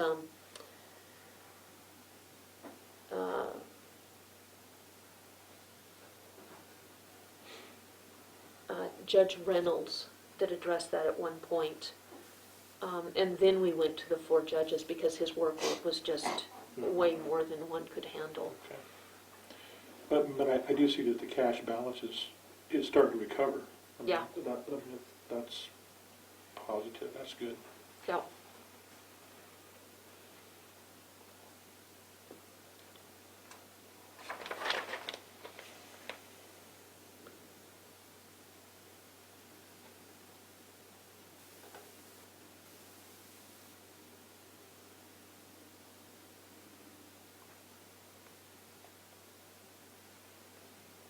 don't have any more questions on that. It kind of helped, that explains a little bit why there's such a big difference there. Yeah.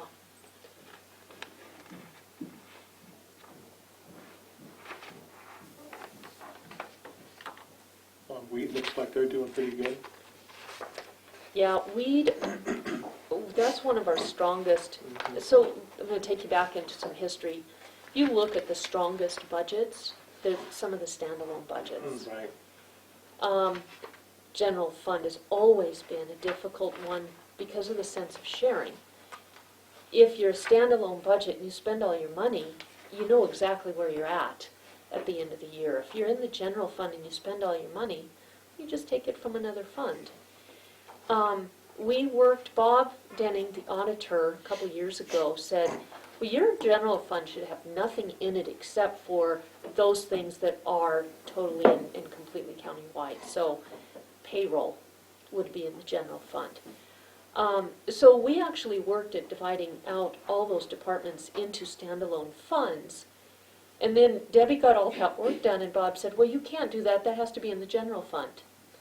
So we ended up going back, and now everything's still in the general fund. But there is a different mentality, I think, when you are a standalone fund, and there's nothing there for a safety net except for what you create by good management. Right. And boy, you can see that with some of these. Yeah, you can. And the next is the fair, and you know, that trend there is. I'm worried about those guys. Who's that? The fair. Yeah.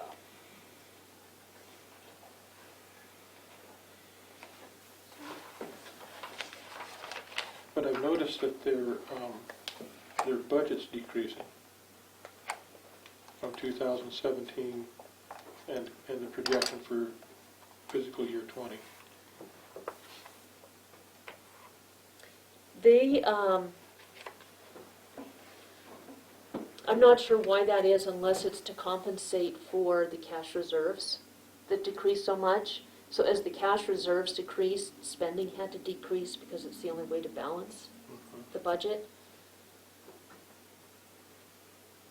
Because you can see that those cash reserves took a nosedive in fiscal year from 17 to 18. Right. And that's also where the decrease in expenditure budget starts. I think this year's budget was a reflection of not having a fair manager. I think the board did as well as they could, but when you have somebody who is a paid employee, I think they have a little bit more foundation to work off of from education. You look at column number 6, property taxes, that's been increasing. Right. After fiscal year 18, what happened there was in 17 we took money from a bunch of the other funds so that law enforcement didn't have to realize the loss in mills. Everybody else absorbed that just because it was an awful time and we didn't need after Mason's death, we didn't need that department to deal with that. So that's one of the reasons you see a decrease there in property tax.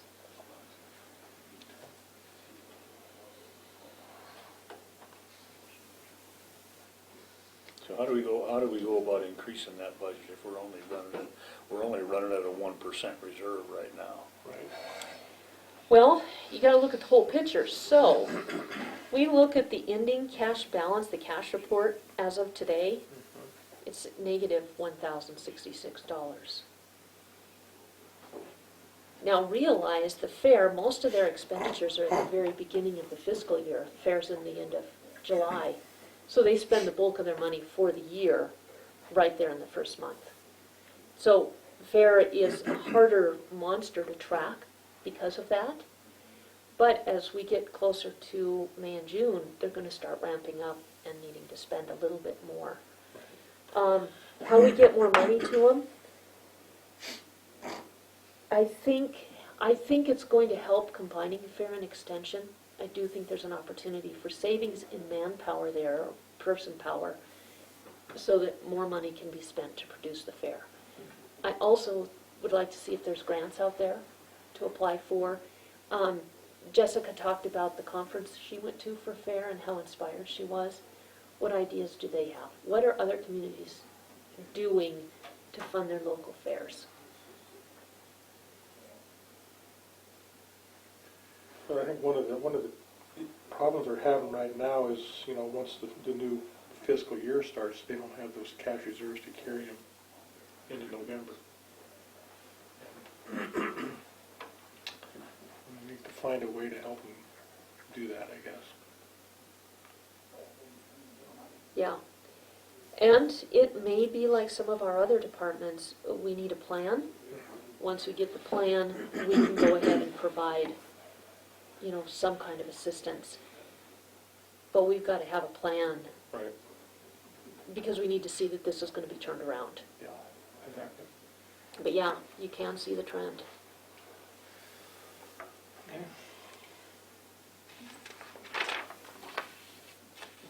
Airport strong. One thing with the airport is, of course, they didn't get any mills this year. Mm-hmm. So next year we'll have to make sure they get some mills because we don't want their strength to turn around and go the other direction. And they do have a project coming up too, Yeah. so. Mosquito still looks good.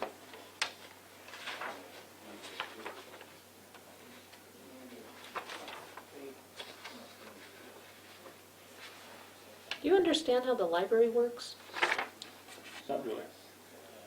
It's a little bit different monster. It's a vote of the people that created the school county library as a combined unit. Mm-hmm. So what they do every year is send us a letter that says this is what we need for the library, and then we match that with funding. So, Paying that out of PILT, it looks like, right? no, we Some of do have a CIP from PILT. Okay, that's what that's for, okay. Yep, and that would be for something major that breaks down. A couple of years ago, there was a kind of a system-wide failure, I think, of their computer system. So because we had a CIP, we were able to partner with the school and take care of that. Okay.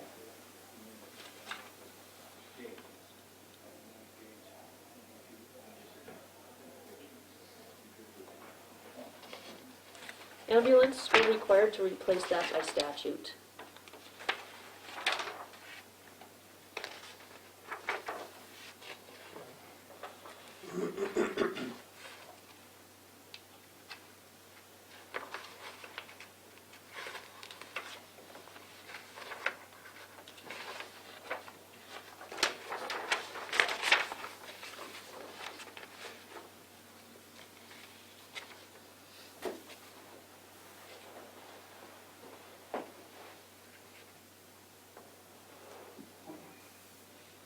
See, it looks like the museum's cash reserves are kind of going down as well, huh?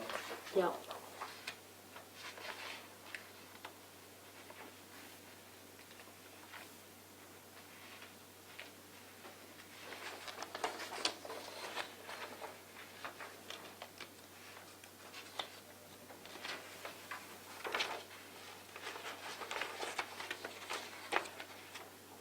The other thing with these standalone funds, like search and rescue, Mm-hmm. when they're reserves, if you look at fiscal year 15 or 89%, when they are a standalone fund, what we do is we do not remove that money over the 33% we're allowed by law to have. What we do is move everything over the 33% into a CIP. Right. And what that is getting away from the use it or lose it mentality into the, if you don't need it, don't use it, and we'll put it in a savings account for you so you can use it on something else later. We started that in 2013.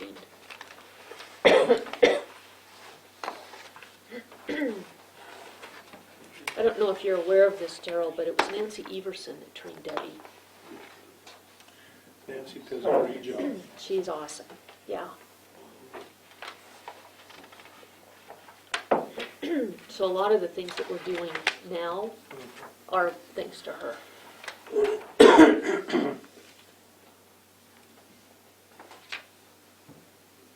So when you guys land on community development, that's one we should talk about. Right, that's what I'm at. So is Nicole still here? She is not.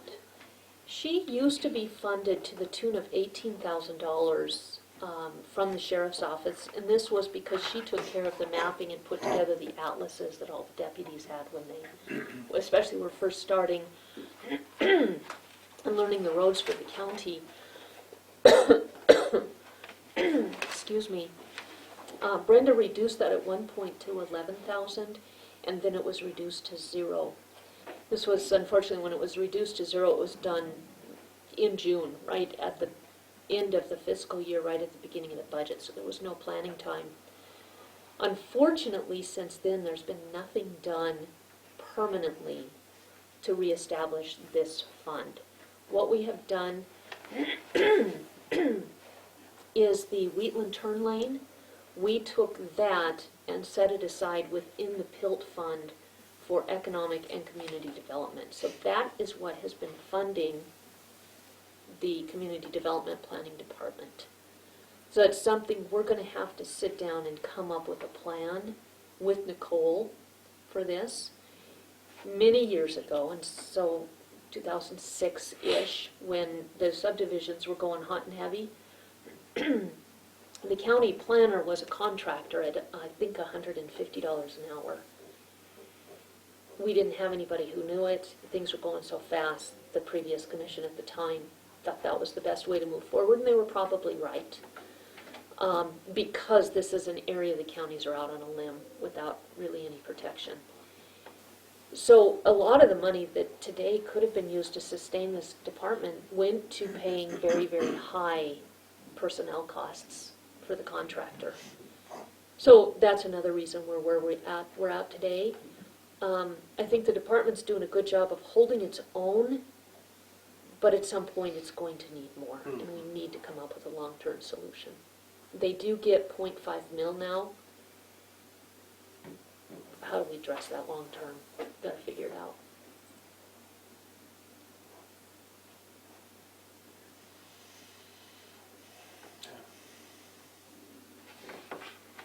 The non-tax revenue, that's the money that came out of the Wheatland turn lane, right? That is correct, yes. And you can see Debbie moves over just enough to keep that department afloat. There's no cash reserves. Right, no cash reserves.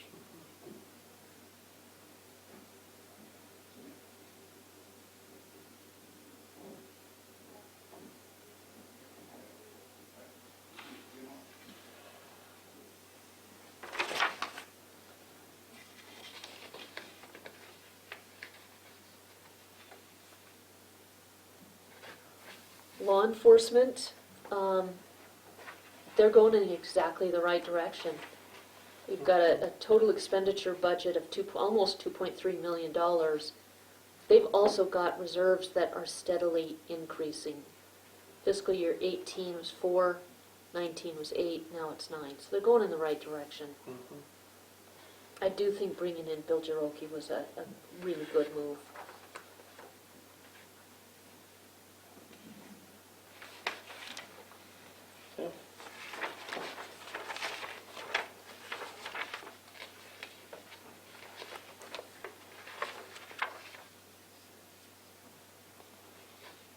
Look like the road department's kind of the same way. They seem to be doing well.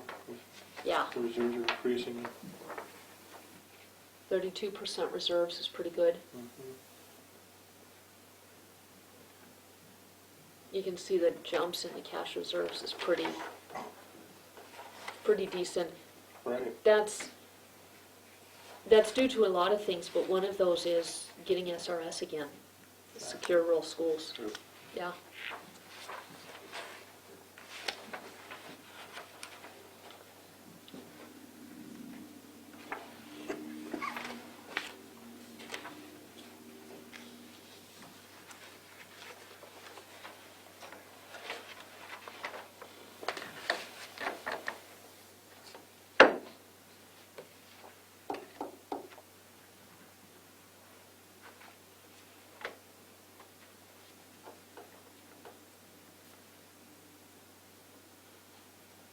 So we don't really know what our revenues are for solid waste yet, right? Probably a little bit too early for that. Well, we have a revenue report. Okay.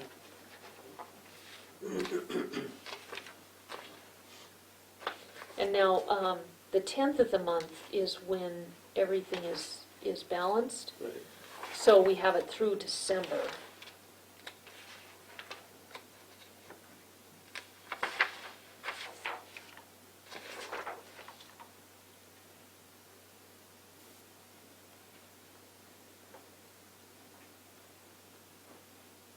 It doesn't look like it's reconciled with taxes yet, so it's showing received year-to-date 39.9. That seems really low. So for the month, 4,000 in revenue, and it's just from disposal charges. So we don't have any of the fees recorded yet. Any of the tax assessments, we don't have, Exactly. we don't have that in there. Right. Yeah. That's what I'm looking Yeah, for. The assessments are. yeah, so we need to get an update on that, because if it's through December, those came in November. So it's probably just a lag. So is that 39, that's the stuff that we collected basically at the transfer station? That's exactly right, yeah, And that's only for 39,000. 5 months, right? yeah. So she was projecting 60 for the year, so we'll be well above that. Yeah, yeah. If she continues on that track, we're gonna be much improved. Yeah. And then also the savings cost of tipping fees Oh, yeah, Yeah, and transportation and all that. yeah. I think that's going to ask you that. And that's just it. It's revenue's part of it, Right. but not the whole picture. So,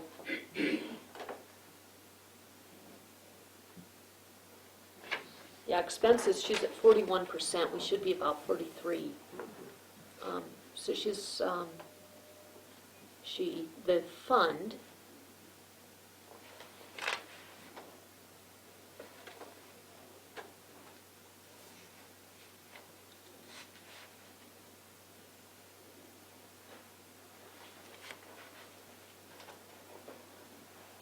yeah, it's showing the fund right now, tipping fees is at 47% committed already. So right here, it's not showing any savings yet.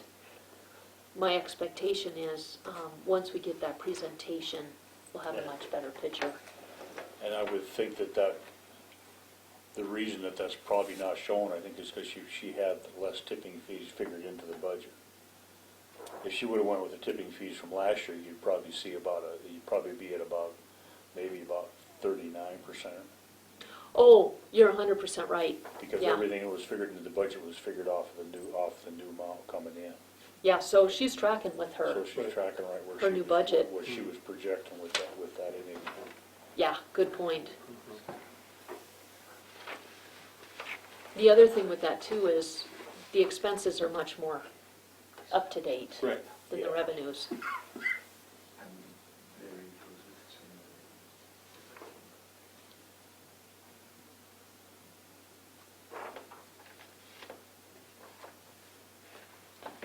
But you know, the estimated cash has changed. I mean, it went from a negative to a positive, which is great.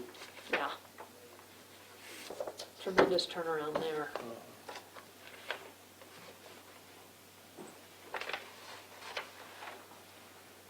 Okay.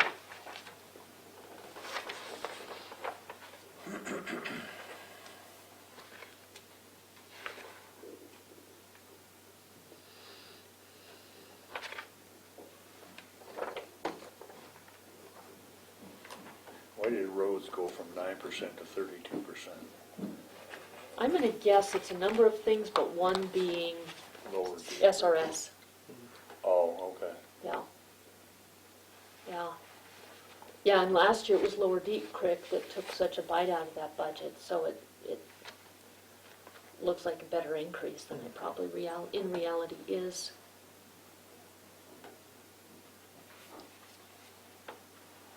Good question, Yes. if I could. What is your amount that was received on our SRS funding? Because we haven't had that on the table for a long time. Not off the top of my Can't head. remember. No, it's been a matter of much discussion at these meetings, but I don't remember the total. I remember getting it, but I remember the bridge money, but I can't remember what the SRS money was.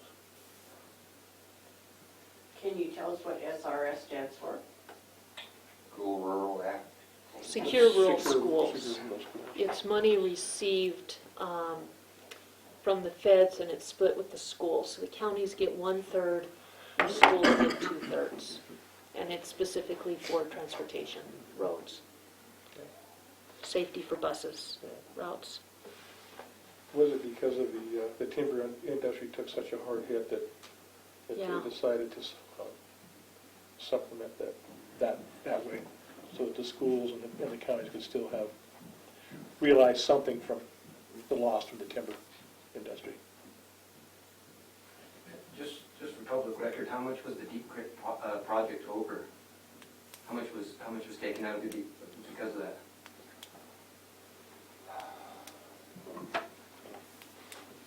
That was quite a bit. It was, I want to say 127. That's about right, probably. I think Real that's about close. 127,000, I think is what it was. And I think that there still is some paperwork to be submitted to FEMA Yeah. that we did the final review on, so that hasn't been really. And those overages were extracted from that same account? Yeah. So it's short that overage then for pretty much until it's resupplemented. No, it was paid off last year, so it's fine now. It was paid off the last year. Through PILT. Mm-hmm. Yep. Which is what it's for. We don't use PILT to balance our budget. We use PILT for unforeseen situations and for capital investments. Correct, but it was a payment for a private company. That's kind of the. Yeah, why that was. it was budgeted to be in-house, in-kind work, And then it went over. exactly because it went to a private company. Yeah. Yep.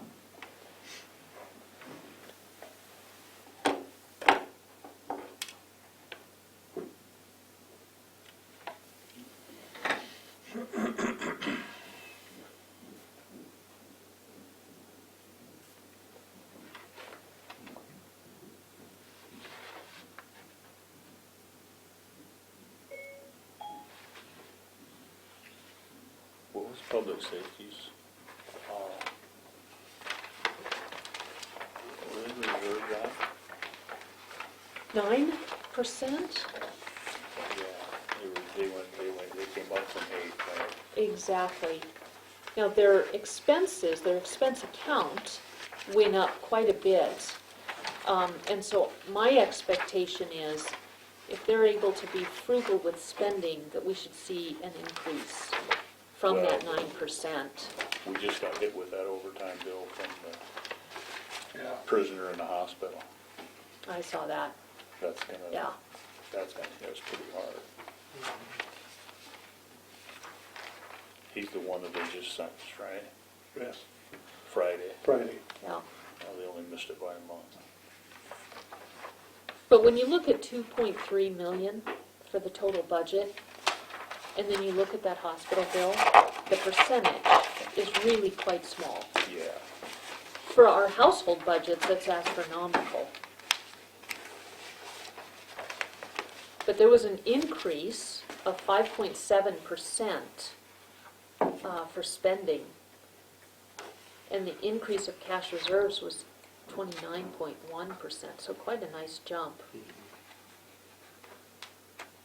Cash balance, that increased 41%. And those are holding up the budget right now, because if you look at the property tax increase, that was 4.5, and the non-revenue increase, that's mostly the detention center. All money earned in the detention center, of course, stays in that budget. That went up 5.7% from the year before.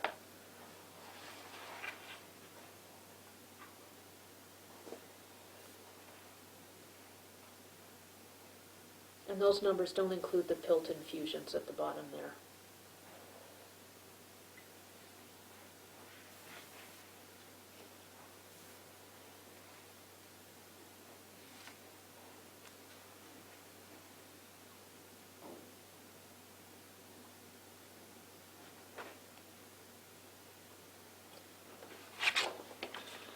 if you look at the budget for public safety, they're doing pretty good, which will help that reserve as well.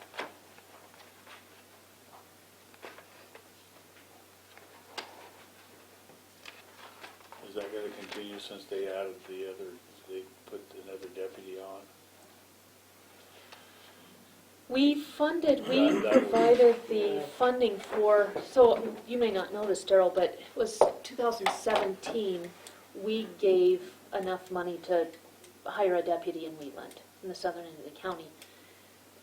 They did interview someone who was very qualified, but he said, I can't work for you guys for that much, and so they didn't have someone. So instead of going out for a rehire for that area, they hired somebody here in Townsend. So then when the detective left, that money went to, again, to hire someone in the Wheatland area. So it really should be a wash, even with the additional personnel.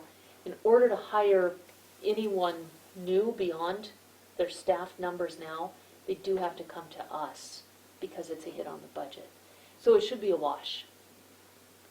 And the guy they just hired took Wenzel's place. Yeah, Well, he took his spot, but he didn't take his job. right, right.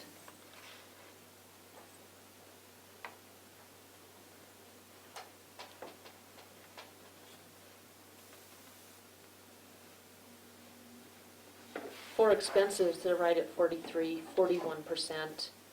Control and dispatches at 50%, that's probably because of overtime. Coroner's at 49%, so overall the fund's at 41%. That's about where we want, right? Yep. Yeah. The 40 committed year to date, it might be a little off because the 43.8 memorial account, as I recall, that was going to be used to pay for outfitting the 2 new vehicles, right? And it doesn't show that's come out of the account yet.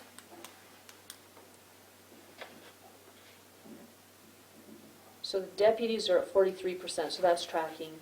The 43.8 is only shown at 6%, so nothing's come out yet. Detention centers at 41, controls at 50, and coroners at 49.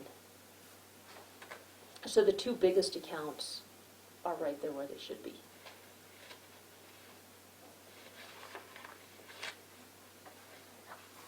When are new vehicles to January?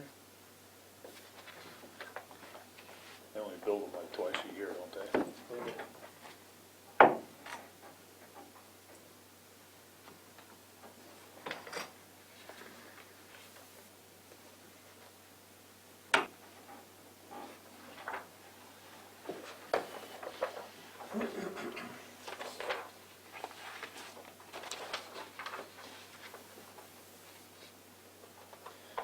Anything else on the budget then?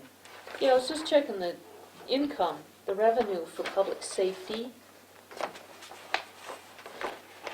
And that's right at 41, so that's where we expected it to be, and that includes the detention center. So, detention center and taxes. Yeah, taxes are showing they came in, so at 41%. Concealed weapons is at 52. Sheriff's fees, that's at 54.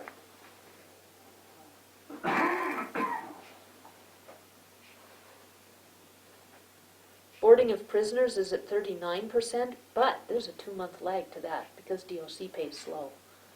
So that's looking pretty good. What is the sheriff's fees? What is that? Different, I don't know what it is for specifically, but the sheriff is allowed to charge fees for some of the services Like they do. trailer inspections and stuff like that? Yeah. Yes? Those might also be the off-site permit fees that he charges for us to do off-site for alcohol permitting for parties. Oh, That's okay. $35 fees at a time for any event that we do off-site for any of the bars. Yeah, I think Jen is 100% right.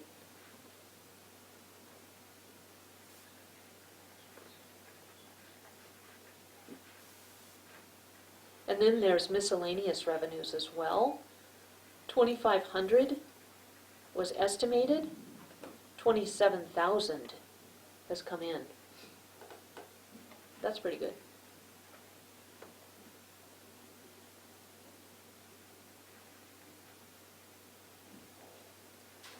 And do we have any way of knowing what that is?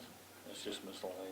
Yeah, we can pull up a detailed account. All I have is the general object codes. I wonder if that isn't the prisoner's account, The prisoner's account is, the one that they pulled, you know, the one that the outside account that they pulled over. yes. Thought I saw that as its own fund this year. Inmate morale and welfare. So that one, estimated revenue was put in at 0, and almost 9,000 has come in so far. $8,963. And that goes solely for the prisoners? Does that Mhm. include the money that or is that the money that they're making off the kiosks? Nope, that goes solely to the prisoners, so it's for telephone service and commissary.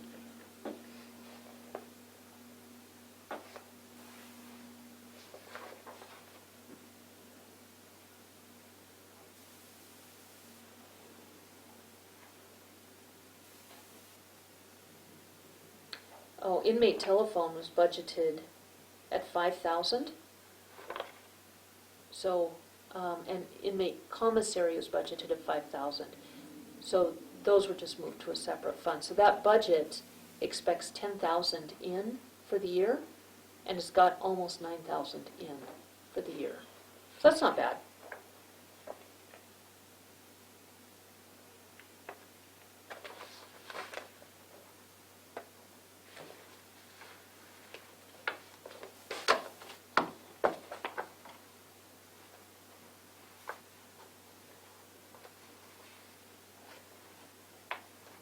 About 58% of our budget is law enforcement.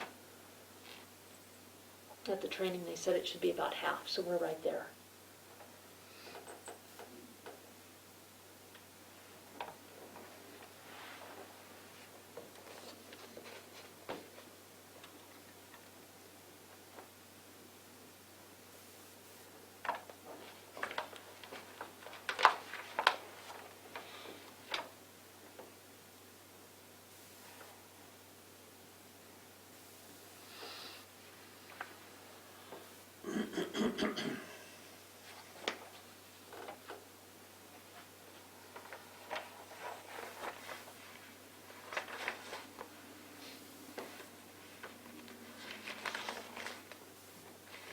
So when you have like Fair and those guys that are in, like road is at 32, when you put that money into the CIP, where does that get counted to? Like when you have over the 33, it goes to the CIP? Does that get counted in reserves, or is that separate outside of that? There's a separate reserves CIP part account. of this reserves? Nope. No, if you look on your cash report is where it's most easily seen. So on the cash report, you have your road fund, which is number 2110. Okay. And then you go to your CIPs, right here, and you have 4,000s or CIPs, and road is, I think, 4,003.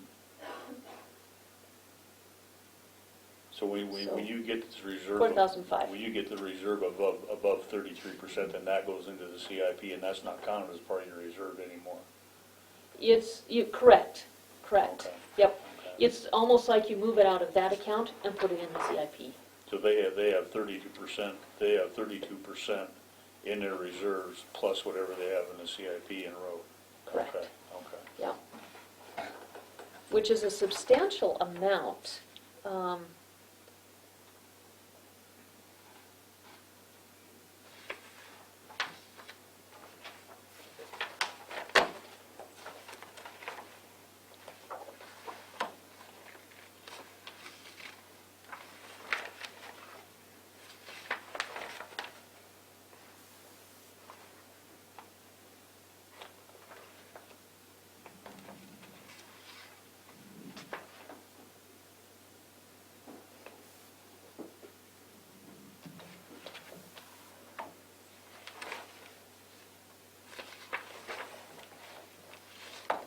Debbie may have to tell us what that total is, but I might have it.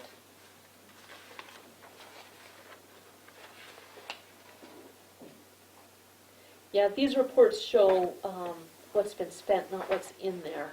Oh, okay. Shows what was appropriated, but not the balance prior to this year.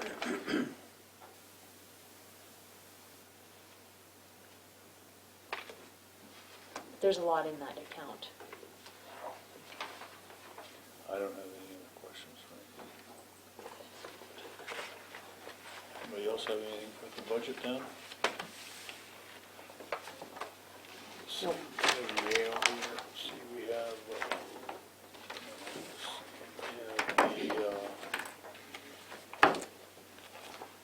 some paperwork here. The right of first refusal agreement has finally gotten passed through both Opportunity Banks and Corey for signature. I don't think we need to vote again, but if you guys want, I'd be happy to make a motion and we can have another vote on the record. Is there a second then? I'll second. All right, all this is approval of the right of first refusal agreement between Opportunity Bank and Broadwater County. All in favor? Aye. Opposed, same. Motion carries.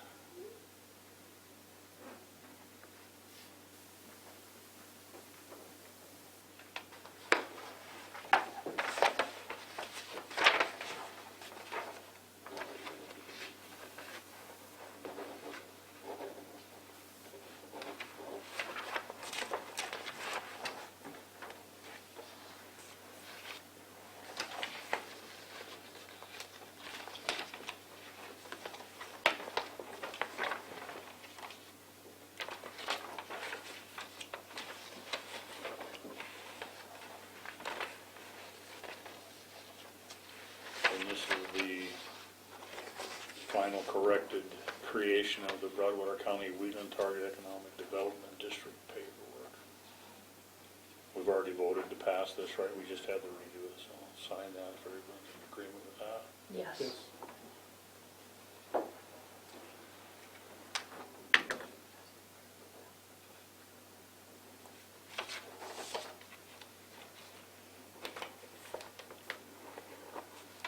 We have claims.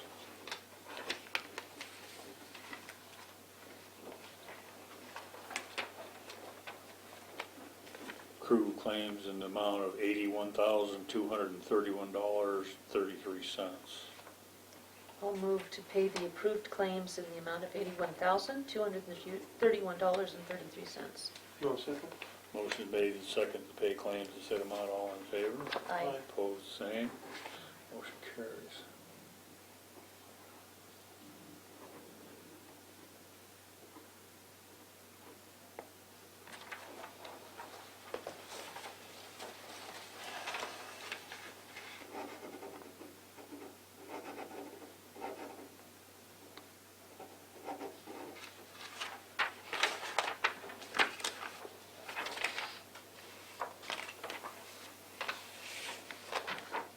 Thank you.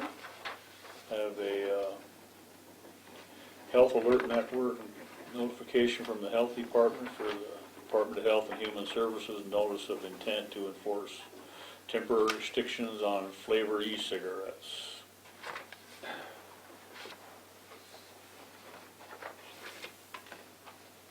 Notification from DEQ, increase for fees for motor vehicle recycling and disposal.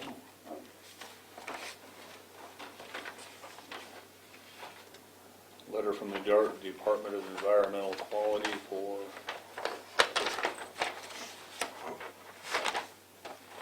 wastewater facility at Stone Container Corporation in the Frenchtown Mill. That's it for mail. Anything else? Minutes. Oh, Mr. Chairman. minutes. Minutes from December 16th, 2019. I'll move that we approve the minutes from December 16th, 2019. There a second? Motion been made and second to approve minutes from December 16th, 2019. All in favor? Aye. Opposed, same. Motion carries.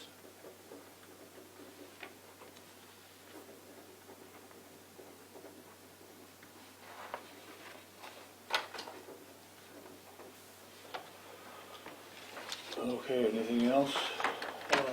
I guess one thing we were all reminded in some of our recent meetings of the generosity of our community for people in need this season, and it's been pretty outstanding. So just want to express our thanks and gratitude to everyone that's contributed and helped our community. So Merry Christmas, thank you. Ditto, yeah. Yeah. Those were some good stories from Board of Health. Yep. Yeah. Okay, so I guess we will recess until a 1:30 working meeting at the county annex update. With the county annex update, can we meet in Debbie Kelly's office before we walk over?